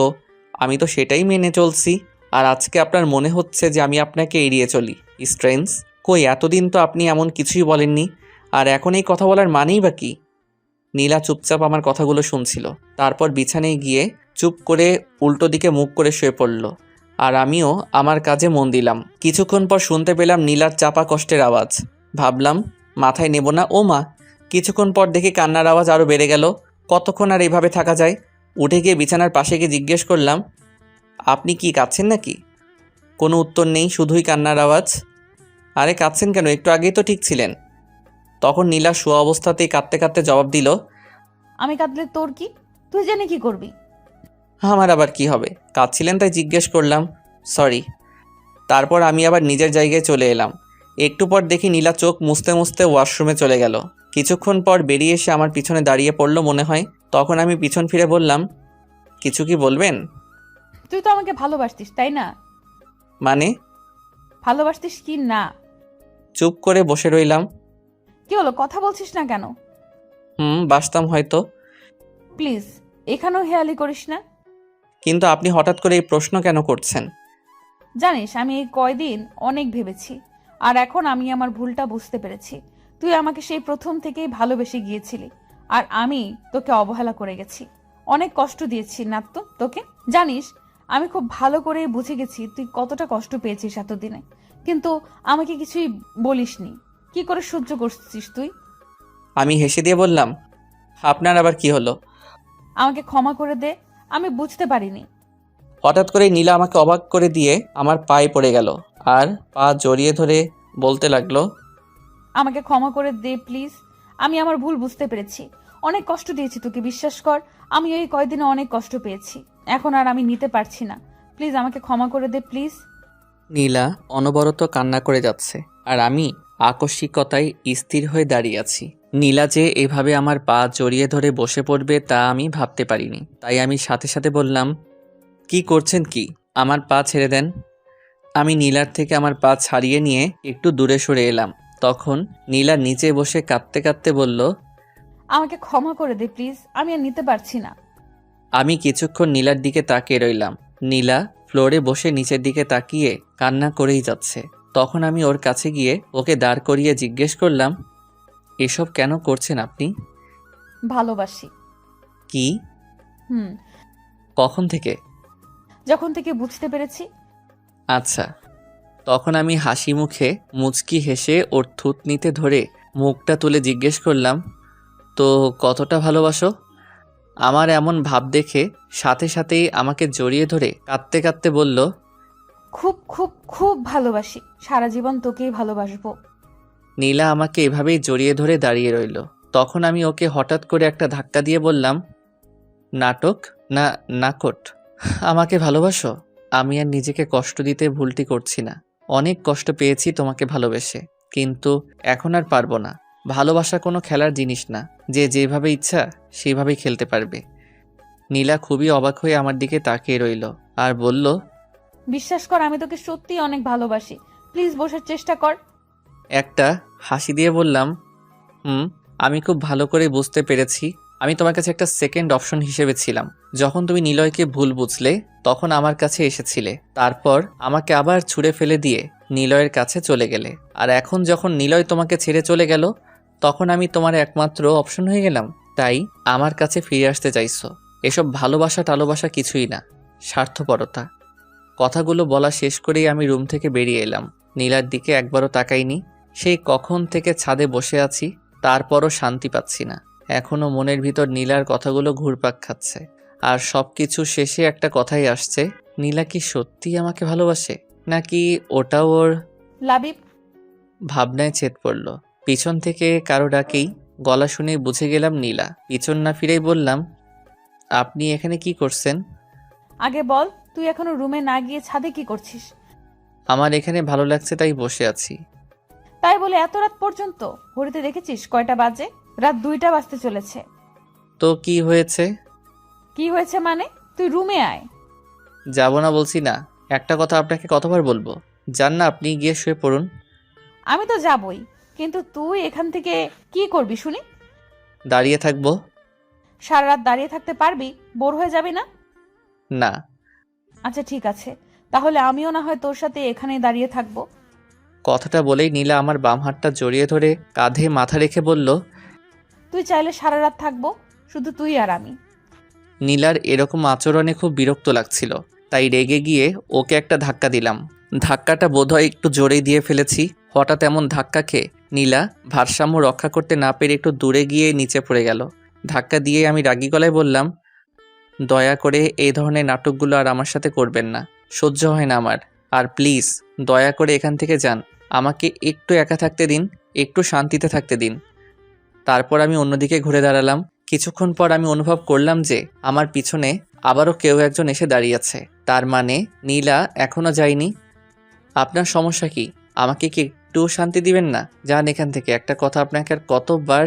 তারপর ঘুরি তাকিয়ে নীলার দিকে তাকাতেই আমার কথা বন্ধ হয়ে গেল। তাকিয়ে দেখি নীলা অজ্ঞান হয়ে নিচে পড়ে গেছে আর ওর কপাল থেকে রক্ত পড়ছে। আসলে তখন নীলাকে ধাক্কা দিয়েছিলাম, তখনই মনে হয় ওর কপালটা দেওয়ালের সাথে ধাক্কা খায়, ও আঘাত পায়, তাই সে অজ্ঞান হয়ে পড়ে। কি করলাম আমি এটা? সাথে সাথে আমি নীলার কাছে গিয়ে ওকে ডাক দিলাম, কিন্তু কোনো সাড়া নেই। তাই নীলাকে আমি কোলে তুলে নিয়ে রুমে চলে এলাম আর বিছানায় শুয়ে দিলাম। তারপর চোখে পানি ছিটাতেই নড়ে উঠল, চোখ খুলে আমার দিকে তাকিয়ে রইল এক দৃষ্টিতে। নিজেকে তখন অপরাধী মনে হচ্ছিল, তাই বললাম, সরি, আসলে আমি ইচ্ছে করে করিনি, রাগের মাথায় এত জোরে ধাক্কাতে দিয়ে ফেলেছি। নীলা শুধু একটা হাসি দিয়ে বলল, ওটা কোনো ব্যাপার না। আমি আর কিছু না বলে ফার্স্ট এইডস বক্সটা নিয়ে এলাম। তুলোতে অ্যান্টিসেপটিক নিয়ে যেই ওর কপালের ক্ষতস্থানে লাগাতে যাব, তখনই নীলা আমার হাত ধরে বসে আর করুণ সুরে বলে, তুই কি সত্যি এখন আর আমাকে ভালোবাসিস না? দেখুন, এখন এসব বলার সময় না, আপনার ক্ষতস্থানটা পরিষ্কার করে ব্যান্ডেজ করতে দিন। না, তুই আগে বল আমাকে ভালোবাসিস কিনা। দেখুন, এক কথা বারবার বলবেন না, আমাকে আমার কাজ করতে দিন। এই বলে যখনই আমার হাতটা বাড়ালাম তখনই আবার বাধা। বলুন তো কেমনটা লাগে? তুই আগে বল আমাকে ভালোবাসিস কিনা। দেখুন, আমার মাথা গরম করবেন না, চুপ করে বসে থাকুন। না, আগে তুই। ঠাস করে একটা থাপ্পড় দিয়ে বললাম, চুপচাপ কোনো নরমচরণ ছাড়া বসে থাকো, আর একটা কথা বলবি তো ফল ভালো হবে না। থাপ্পড় খেয়ে নীলা একদম চুপ হয়ে গেছে, আর কোনো নরমচরণও করছে না। যাক, তাহলে থাপ্পড়টা কাজে দিয়েছে। কিন্তু পরক্ষণে ওর চোখ দিয়ে অনবরত বৃষ্টি পড়তে শুরু করলো আর আমার দিকে অদ্ভুতভাবে তাকিয়ে রইল। আমি সেই দিকে মন দিলাম না। সুন্দর করে ব্যান্ডেজটা করে দিয়ে বললাম, নিন, শুয়ে পড়ুন। এখনও নীলার চোখ দিয়ে পানি পড়ছে। সে তো বারবার হাত দিয়ে মুছতেছে আর নাক টানছে। তখন আমি তাকে একটা ধমক দিয়ে বললাম, কি হলো, শুনতে পারিনি আমি কি বলেছি? নীলা যেন হঠাৎ আমার এমন ধমক শুনে কেঁপে ওঠে, কিন্তু সে বসে থেকে সেই একই কাজ করছে, সেই কান্না করা আর নাক টানা। এখন আমি কি করি? নিরুপায় হয়ে বললাম, আসলে আমি সরি, আপনি আমার কথা শুনছিলেন না তো, তাই থাপ্পড় মেরেছি। আমি সেই জন্যই কাঁদছি না, আর আমি কোনো বাচ্চা নই যে একটা থাপ্পড় খেয়ে এভাবে কান্না করব। তাহলে? এমনি। মানে? তুই যখন আমাকে ভালোই বাসিস না, তাহলে এত টান কিসের আমার প্রতি তোর? আমার আঘাত নিয়ে তোর এত মাথা ব্যথা কেন? এখানে ভালোবাসার কিছু নেই, আর আপনার আঘাত নিয়েও আমার কোনো প্রকার মাথা ব্যথা নেই। আঘাত যেহেতু আমার কারণেই লেগেছিল, তাই এসব করছি। ও আচ্ছা, তাহলে ধন্যবাদ। এখানে ধন্যবাদের কিছুই নেই, বললামই তো আমার কারণে হয়েছে তাই। হ্যাঁ, বুঝতে পারছি। যা, ঘুমা গিয়ে, আমার জন্য আর তোকে কষ্ট করতে হবে না। আপনিও ঘুমিয়ে পড়ুন। আমার ঘুম নিয়ে তোকে ভাবতে হবে না। আমিও আর কিছু বললাম না, সোজা সোফাতে এসে শুয়ে পড়লাম আর সাথে সাথে এক লাফে উঠে গেলাম। এ কি, সোফা ভিজা কেন? এখানে পানি এলো কই থেকে? আমাকে বলছিস? এখানে তো আপনি ছাড়া আর কেউ নেই। হ্যাঁ, আপনাকেই বলছি, এখানে পানি এলো কই থেকে? আমি কি জানি, হয়তো রুমে বৃষ্টি পড়েছে, নয়তো বা বিড়ালে হিসু করে দিয়েছে। মজা করেছেন আমার সাথে? একদম না। আচ্ছা, তোর সোফাতে ভেজা, তাহলে তুই ঘুমাবি কি করে? তুই ঘুমাবি কই? তুই তার বিড়ালের হিসু করা জায়গায় ঘুমাতে পারিস না। আর তোর তো আবার জ্বরের অ্যালার্জি আছে। একটা কাজ কর, আজ রাত তুই না হয় আমার সাথে খাটেই ঘুমাতে পারিস, আমার কোনো প্রবলেম নেই। দরকার নেই, আপনাকে আমার জন্য কষ্ট করতে হবে না। আমি না হয় ছাদের রুমে ঘুমাবো, নয়তোবা এই ফ্লোরে। তোর ছাদের রুমে তো কালকে আম্মু তালা লাগিয়ে দিয়েছে, আর তুই ফ্লোরে ঘুমাবি, সেই সাহস আছে তোর? সমস্যা নেই আমার তোর সাথে ঘুমাতে, আমার খাটটা যথেষ্ট বড়ই আছে। কি ঝামেলায় পড়লাম রে বাবা, ফ্লোরে ঘুমাতেও পারবো না কারণ অ্যালার্জি। তখনই সামনে নীলার দিকে তাকিয়ে দেখলাম আমার মুখের দিকে তাকিয়ে মুখ টিপে টিপে হাসতেছে। বাহ, ভালোই মজা নিচ্ছে। আমার কাছে আর দ্বিতীয় কোনো অপশন নেই, তাই চুপচাপ বিছানাতে উঠতে যাচ্ছিলাম। তখনই নীলা বলল, ওই দাঁড়া দাঁড়া। কি হলো? আগে যা, ওয়াশরুমে গিয়ে কাপড় চেঞ্জ করে আয়, পিছনটা একেবারেই ভিজে গেছে। তাকিয়ে দেখি সত্যি সত্যি ভিজে গেছে। লজ্জার ব্যাপার, পেছনটা শুধু ভিজেছে। তাই চুপচাপ ওয়াশরুমে গিয়ে কাপড় চেঞ্জ করে এসে বিছানায় শুতেই নীলা কঠিন কণ্ঠে বলল, এই শোন, বিছানায় থাকতে দিয়েছি বলে একদম আমার ধারে কাছেও ঘেঁষতে চেষ্টা করবি না। কোনো রকম সুযোগ নেওয়ার চেষ্টা করলে কিন্তু। এই শুনেন, আমার ক্যারেক্টার না এতটা লুজ না। আশা করি এতদিনে হয়তো বুঝতে পেরেছেন। তা ঠিক আছে, তবুও বলে দিলাম নিজের সেফটির জন্য। আচ্ছা ঘুমা তাহলে। হঠাৎ করেই আমার ঘুমটা ভেঙে গেল। ঘুমের রেশটা কাটতেই দেখি নীলা আমাকে আষ্টে পৃষ্ঠে জড়িয়ে ধরে বুকের উপর ভর করে শুয়ে আছে, আর সেই সাথে আমার সারা মুখে ওর ঠোঁটের ছোঁয়া অনুভব করছিলাম। আর নীলা বলছিল, এই তোরা তো ভাব কেন শুনি, আমি তোকে এত করে বলছি ভালোবাসি ভালোবাসি, তারপরও তুই আমাকে বিশ্বাস করছিস না। আমাকে এতগুলো কথা শোনালি, আমি নাকি এই আমি নাকি সেই। খুব কষ্ট হচ্ছিল তখন জানিস, কিন্তু তারপর আবার খুশিও হয়েছিলাম যখন তুই রেগে গিয়ে আমাকে আপনি না বলে তুমি বলছিলি। আমি ঠিক বুঝে নিয়েছিলাম তুই এখনো আমাকে প্রচন্ড রকম ভালোবাসিস। কথাটা বলে নাকে আর একটা কিস, তারপর আবার বলতে লাগলো, কিন্তু তুই আমার উপর ভীষণ রেগে আছিস তাই না? সেই জন্যই তুই আমাকে ভালোবেসেও লুকিয়ে রেখেছিস শুধুমাত্র ইগোর কারণে। আমি সব বুঝে গেছি, তাই তুই যাই করিস না কেন আমি তোকে কোনোভাবেই ছাড়ছি না, বুঝলি?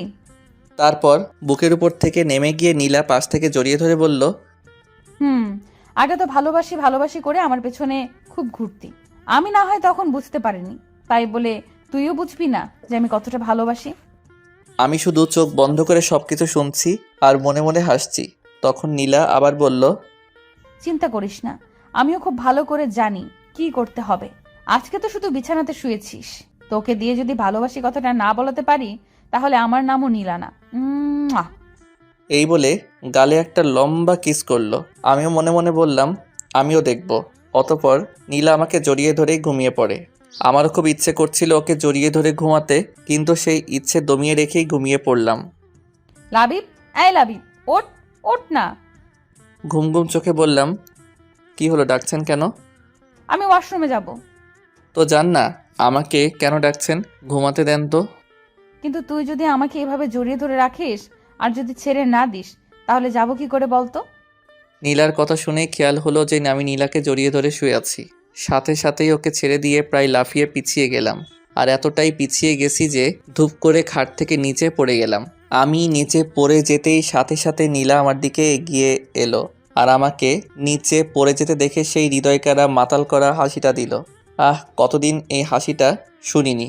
খাটের কিনারায় বসে নীলা হেসেই চলেছে। প্রথম হাসিটা ভালো লাগছিল, কিন্তু যখন নন স্টপ এসেই যাচ্ছে তখন গিয়ে আমার ইজ্জতে লাগলো।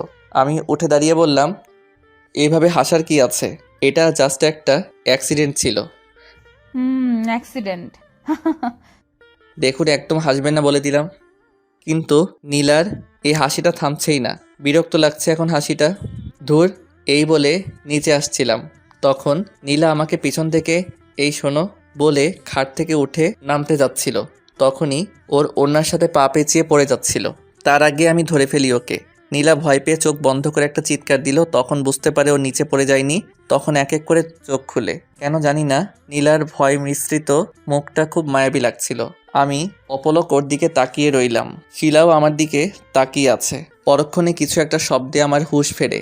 সাথে সাথে আমি নীলাকে নিচে নামিয়ে দিলাম। নীলাও মনে হয় লজ্জা পেয়েছে এমন ঘটনাতে, তাই মাথা নিচু করে সোজা ওয়াশরুমে ছুটে যায়। আমি ওর এভাবে চলে যাওয়া দেখে একটা মুচকি হাসি দিয়ে আবার বিছানাতে শুয়ে ঘুমিয়ে পড়লাম। হঠাৎ করে চোখের মধ্যে পানি ছিটে পড়তেই আবারও ঘুমটা ভেঙে যায়। আর চোখ খুলে সামনে তাকাতেই আমার চক্ষু চড়ক গাছ। নীলা এখন আমার সামনে ভেজা চুলে শুধু শরীরে একটা তোয়ালে পেঁচিয়ে পিছন ফিরে দাঁড়িয়ে আছে। হঠাৎ এমন দৃশ্য দেখে আমি ভ্যাবাচ্যাকা খেয়ে গেলাম, কিন্তু তারপর মুগ্ধ চোখে নীলার দিকে তাকিয়ে রইলাম। নীলা তোয়ালে খুলে শাড়ি পরতেছে। নীলা এখনো দেখেনি যে আমার ঘুমটা ভেঙে গেছে ও আমি উঠে পড়েছি। নীলার শাড়ি পরা প্রায় শেষ। কাঁধের একপাশে শাড়ির আঁচল ফেলে দিয়ে পিছনে ঘুরতেই আমাকে দেখে চমকে উঠে বলল, তুই কখন উঠলি? হঠাৎ করে নীলার এভাবে ঘুরে দাঁড়ানোতে আমি কিছুটা ভয় পেয়ে গেলাম। গলা দিয়ে কথা বের হচ্ছে না। কোনো রকমে বলতে গেলাম, তাও তালগোল পাকিয়ে গেল। কখন উঠলাম? এই তো এইমাত্র। হ্যাঁ, এখনই উঠেছি। আমি কথাটা বলে আর ওখানে বসে থাকলাম না, সোজা ওয়াশরুমে ঢুকে গেলাম। কারণ নীলার সামনে বেশিক্ষণ থাকলে ধরা পড়ে যেতে পারি। আসার সময় দেখতে পেলাম নীলা আমার এরকম অদ্ভুত আচরণে অবাক হয়ে তাকিয়েছিল। ওয়াশরুম থেকে ফ্রেশ হয়ে বের হতেই আরেক দফা চমকাতে হলো, কারণ দেখি নীলা দাঁড়িয়ে। কোনো কিছু বুঝে ওঠার আগেই নীলা বলল, কাকিমা ডেকে গিয়েছিল নিচে যেতে, জলদি চল। ও আচ্ছা, চলেন তাহলে। তারপর দুজনে একসাথে নিচে এলাম। খাবার টেবিলে বসতেই মা নীলাকে জিজ্ঞেস করলো, এই নীলা, তোর কপালে কি হয়েছে রে? কাম সারছে। যদি জানতে পারে এটা আমার কাজ তাহলে তো। নীলা চুপ করে আছে, কি বলবে হয়তো তাই ভাবছে। বিপত্তি হলো নীলা আমার দিকে তাকিয়ে আছে এখন। তা দেখে মা বলল, কি রে লাবিব, ওর কপালে কি হয়েছে? আমার গলাটা শুকিয়ে গেল, এখন আমি কি বলি? আর এই নীলাও আমার দিকে তাকিয়ে আছে, এই নাকি সে আমাকে ভালোবাসে। কিছু একটা বলে দিলেই তো হতো। আর কিছু ভেবে না পেয়ে আমতামতা করে আম্মুকে বললাম, আসলে আম্মু কালকে রাতে মানে। কি রে, এমন করছিস কেন? ভালো করে বল। না, কিছু করার নেই আর। তাই যখনই বলতে গেলাম সত্য কথাটা, তার আগেই নীলা বলে উঠল, আসলে কাকিমা কাল রাতে আলমারি খুলতে গিয়ে দরজায় বাইরে লেগে গেছে। তাই একটু সাবধানে খুলতে পারতি তো, এত তাড়াহুড়ো করিস কেন? দেখলি তো কি হলো। অতপর মা সবাইকে খাবার দিয়ে দিল। হাফ ছেড়ে শান্তিতে খাচ্ছিলাম, তখন আবার জেঠিমা বলে উঠল, কিরে নীলা, তোরা কি ঠিক করলি কোথায় ঘুরতে যাবি? নীলা বিন্দুমাত্র না ভেবে সোজা সাপটা উত্তর দিল, না আম্মু, আমরা কোথাও যাব না এখন। সে কি রে, কাল রাতেই তো বললি তুই কোথাও ঘুরতে যাবি আর সকালে আমাদের জানাবি। তার মানে লাবিব তোকে কিছু বলেছে? এই লাবিব, তুই ওকে কি কিছু বলেছিস? আমি কিছু বলার আগেই নীলা বলল, না না কাকিমা, ওর আর কি বলবে, আমি যাব না এখন। কেন ভালো লাগে না? সারাদিন কি শুধু ঘরে বসে থাকতেই ভালো লাগে? না আসলে মানে। নীলা যেন এরপরে আর কিছুই বলতে পারছিল না। ওই সময় নীলার মুখটা দেখে আমারই কেমন যেন লাগলো। তাই আমি বললাম, মা আমরা যাচ্ছি। আচ্ছা। আমার কথা শুনে নীলা আমার দিকে অবাক হয়ে তাকিয়ে থাকলো। তারপর খেয়ে নীলা উপরে চলে গেল। আমিও কিছুক্ষণ পর উপরে চলে এলাম। ঘরে আসতেই নীলা হাস্যোজ্জ্বল মুখে এসে আমাকে জড়িয়ে ধরে বলল, আমি জানতাম, আমি ঠিক জানতাম যে তুইও আমাকে ভালোবাসিস। তুই আমাকে এভাবে দূরে সরিয়ে রাখতেই পারবি না। তারপর ছেড়ে দিয়ে গালে একটা কিস করে আবার জড়িয়ে ধরে বলল, I love you so much. আমি তখন নীলাকে ঠেলে দূরে সরিয়ে দিয়ে বললাম, আপনি ভুল ভাবছেন, আমি আপনাকে ভালোবাসি না, আর কখনো বাসবও না। নীলার মুখটা নিমিষেই কালো হয়ে গেল আর বলল, ভালো না বাসলে তুই আমার সাথে ঘুরতে যেতে রাজি হলি কেন? তারপর নীলা একটা হাসি দিয়ে বলল, তুই আমার সাথে মজা করছিস না, আমাকে ভয় পাওয়ানোর চেষ্টা করছিস তাই না? দেখ, এরকম মজা একদম ভালো না, আমার কষ্ট হয় না বুঝি। কথাটা বলে আবারও হাসি মুখে আমাকে জড়িয়ে ধরে বলল, বাট আই লাভ ইউ। আর হ্যাঁ, ভবিষ্যতে এরকম মজা আর আমার সাথে করবি না। এক মুহূর্তের জন্য তো আমার শ্বাসই বন্ধ হয়ে গেছিল। নীলার এরকম আচরণে বেশ অবাক হলাম আমি। তারপর ওকে আবারও দূরে সরিয়ে দিয়ে বললাম, জি না, আমি কোনো মজা করছি না। আমি শুধু বাসার সকলের কথা ভেবে রাজি হয়েছি। তারা খুব আশা করে এই পরিকল্পনা করেছে তাই। নীলা আর কোনো কথা বলল না, যা বলার ওর চোখ বলে দিল। আমার দিকে অসহায়ভাবে তাকিয়ে থেকে ওর চোখ দিয়ে অঝোর ধারায় পানি পড়তে লাগলো। আমার ওকে দেখে খুবই মায়া হচ্ছিল, কিন্তু এত সহজে ওকে ক্ষমা করতে পারছি না। তাই রেডি হয়ে ঘর থেকে বের হওয়ার আগে ওকে বললাম, আর হ্যাঁ, আপনার পছন্দ অনুযায়ী একটা জায়গা সিলেক্ট করে রাখবেন। এই বলে আমি ভার্সিটির দিকে রওনা দিলাম। নীলা শুধু নিচের দিকে তাকিয়ে দাঁড়িয়ে দাঁড়িয়ে কাঁদছিল। আমার বাসায় ফিরতে প্রায় রাত হয়ে গেল, কারণ আজ একটা ফ্রেন্ডের বার্থডে ছিল। নীলা অনেকবার কল দিয়েছিল, ধরিনি। একের পর এক ফোন করেই যাচ্ছিল, তাই একবার ফোনটা ধরেছিলাম। তখনও বলল কখন আসবো। আমি বলেছি লেট হবে বলেই ফোন কেটে দেই। আমি বাসাতে এসে সোজা উপরে এলাম, দেখি নীলা বসে আছে আর আমাকে দেখে কাছে এসে বলল, এত দেরি কেন হলো? আপনাকে তো আমি কারণ বলেছিলাম ফোনে, তাহলে এই প্রশ্ন করার মানে কি? ও সরি, তুই ফ্রেশ হয়ে নে, আমি তোর জন্য খাবার আনছি। কথাটা বলেই বেরিয়ে গেল, বলতেও পারলাম না যে খেয়ে এসেছি। কিছুক্ষণ পর নীলা খাবার খেয়ে রুমে আসতেই বললাম, আমি খেয়ে এসেছি। কি? আমি তো। নীলা মন খারাপ করে খাবারের প্লেটটা নিয়ে চলে যাচ্ছিল, তখন আমি বললাম, আচ্ছা আপনি খেয়েছেন? সেটা জেনে তুই কি করবি? যেটা বলছি সেটার উত্তর দিন। না, কেন? আসলে আমি ভেবেছিলাম তুই আসলে একসাথে খাবো, কিন্তু তুই তো। ও আচ্ছা, আপনি তাহলে খেয়ে নেন। নীলা কিছু না বলেই রুম থেকে বেরিয়ে গেল। কিছুক্ষণ বসে থাকার পর মনে হলো নীলা কি আদৌ খাবার খাবে। এই ভেবে আমিও ঘর থেকে বেরিয়ে খাবার টেবিলের কাছে আসলাম, তখন সেখানে বা আশেপাশে নীলাকে পেলাম না। তখন কি মনে করে ছাদে গেলাম। ছাদে এসে দেখি আমার ধারণাটাই ঠিক, নীলা ছাদের এক কোণে রেলিং ধরে দাঁড়িয়ে আছে। কাছে যেতেই বুঝতে পারলাম কাঁদছে, তাই ওকে পিছন থেকে বললাম, কি হলো, আপনি এখন ছাদে কি করছেন? কিছু না বলে কেঁদেই যাচ্ছে। আর আপনি খাবারটা খাননি কেন? এবারও কান্না ছাড়া কোনো উত্তর পেলাম না। কি হলো, আমি কিছু বলছি শুনতে পান না? কথাটা বলেই নীলার হাত ধরে আমার দিকে ঘোরালাম। তাকে দেখে এটুকু সময় কেঁদে চোখ মুখ লাল করে ফেলছে। তখন নরম গলায় বললাম, এভাবে কাঁদছেন কেন? এমনি। এমনি এমনি কেউ কাঁদে নাকি? কান্নার গতি হঠাৎ করে বাড়িয়ে দিল। আরে আরে বলবেন তো কি হয়েছে? তোর জন্য। আবার আপনার কি করলাম? তুই আমার সাথে এরকম কেন করছিস? আমি জানি আমি তোর সাথে অন্যায় করে ফেলেছি, তার জন্য আমি তোর কাছে ক্ষমা চাইলাম। তারপরেও তুই এমন করছিস কেন? আমি এটাও খুব ভালো করে জানি যে তুই আমাকে খুব ভালোবাসিস, কিন্তু জানি না কেন তারপরেও আমার সাথে এমন করিস। আমারও তো কষ্ট হয় নাকি? তুই জানিস না আমার কষ্টে বুকটা ফেটে যায়। কিভাবে বোঝাবো তোকে? হয়তো তুই আমাকে এইভাবেই ছেড়ে দে, নয়তো বা কাছে টেনে নে। এভাবে আর কষ্ট দিস না প্লিজ। হঠাৎ করে চোখ মুছতে মুছতে সিরিয়াসভাবে বলল, আজকে তোকে স্পষ্টভাবে বলতেই হবে, তুই আমাকে ভালোবাসিস কিনা বল। কি হলো, কথা বলছিস না কেন বল? শান্ত গলায় বললাম, না বাসি না। নীলা কথাটা শুনে আবার কান্নায় ভেঙে পড়ল আর বলল, তুই আবারও মিথ্যা কথা বলছিস। নীলার এরকম কান্না দেখে আমার হাসি পেয়ে গেল। না, অনেক হয়েছে, আর না, আরও কাঁদলে সমস্যা হয়ে যাবে। তাই আমি নীলাকে কাছে টেনে বুকে নিয়ে বললাম, আলে বাবালে, আর কাঁদে না, আর কাঁদে না বাবু, ঠিক আছে ঠিক আছে, আমি আর তোমার সাথে এরকম করব না, সরি। এবার নীলার কান্না দেখে কে? বুকে মাথা রেখে কাঁদতে কাঁদতে আমার শার্টটা ভিজিয়ে দিল। অনেক কষ্টে শান্ত করার পর নীলা নাক টানতে টানতে বলল, তাহলে বলো আমাকে ভালোবাসো। বাসি তো, খুব ভালোবাসি। তাহলে আমার সাথে এমন করছিলে কেন? সেই জন্য সরি। আমার বাবুই পাখিটা। কথাটা বলে কপালে একটা চুমু দিলাম। তখন নীলা বলল, আর আমার সাথে এমন করবে না তো? না, একেবারেই না। তাহলে আমাকে শক্ত করে জড়িয়ে ধরো। তখন আমি নীলাকে নিজের বাহুডোরে আবদ্ধ করে নিলাম। নীলাও আমাকে তার সমস্ত শক্তি দিয়ে জড়িয়ে আছে, মনে হয় আমি ছাড়া পেলে কোথাও পালিয়ে যাব। তখন আমি নীলাকে বললাম, এই শুনছো, মেঘ ডাকছে, মনে হয় বৃষ্টি আসবে। আসতে দাও, তুমি জানো আমার তোমার সাথে বৃষ্টিতে ভেজার অনেক শখ। ও তাই বুঝি, কিন্তু আমার তো আবার বৃষ্টিতে অ্যালার্জি। নীলা সেটা টের পেয়ে আমাকে ভিতরে নিয়ে যেতে চাইলো। তখন আমি ওকে শক্ত করে জড়িয়ে ধরে ছাদে দাঁড়িয়ে রইলাম। তখন নীলা অবাক হয়ে বলল, এই কি করছো? তুমি ভিজে যাচ্ছ তো, চলো ভেতরে চলো। না, কেন? তোমার সাথে বৃষ্টিতে ভিজবো।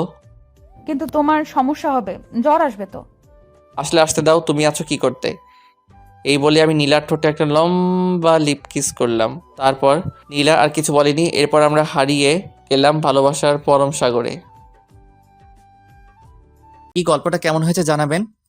আপনাদের অনেক ভালোবাসা পেয়েছি, আশা করি ভবিষ্যতেও পাবো। আলবিদা।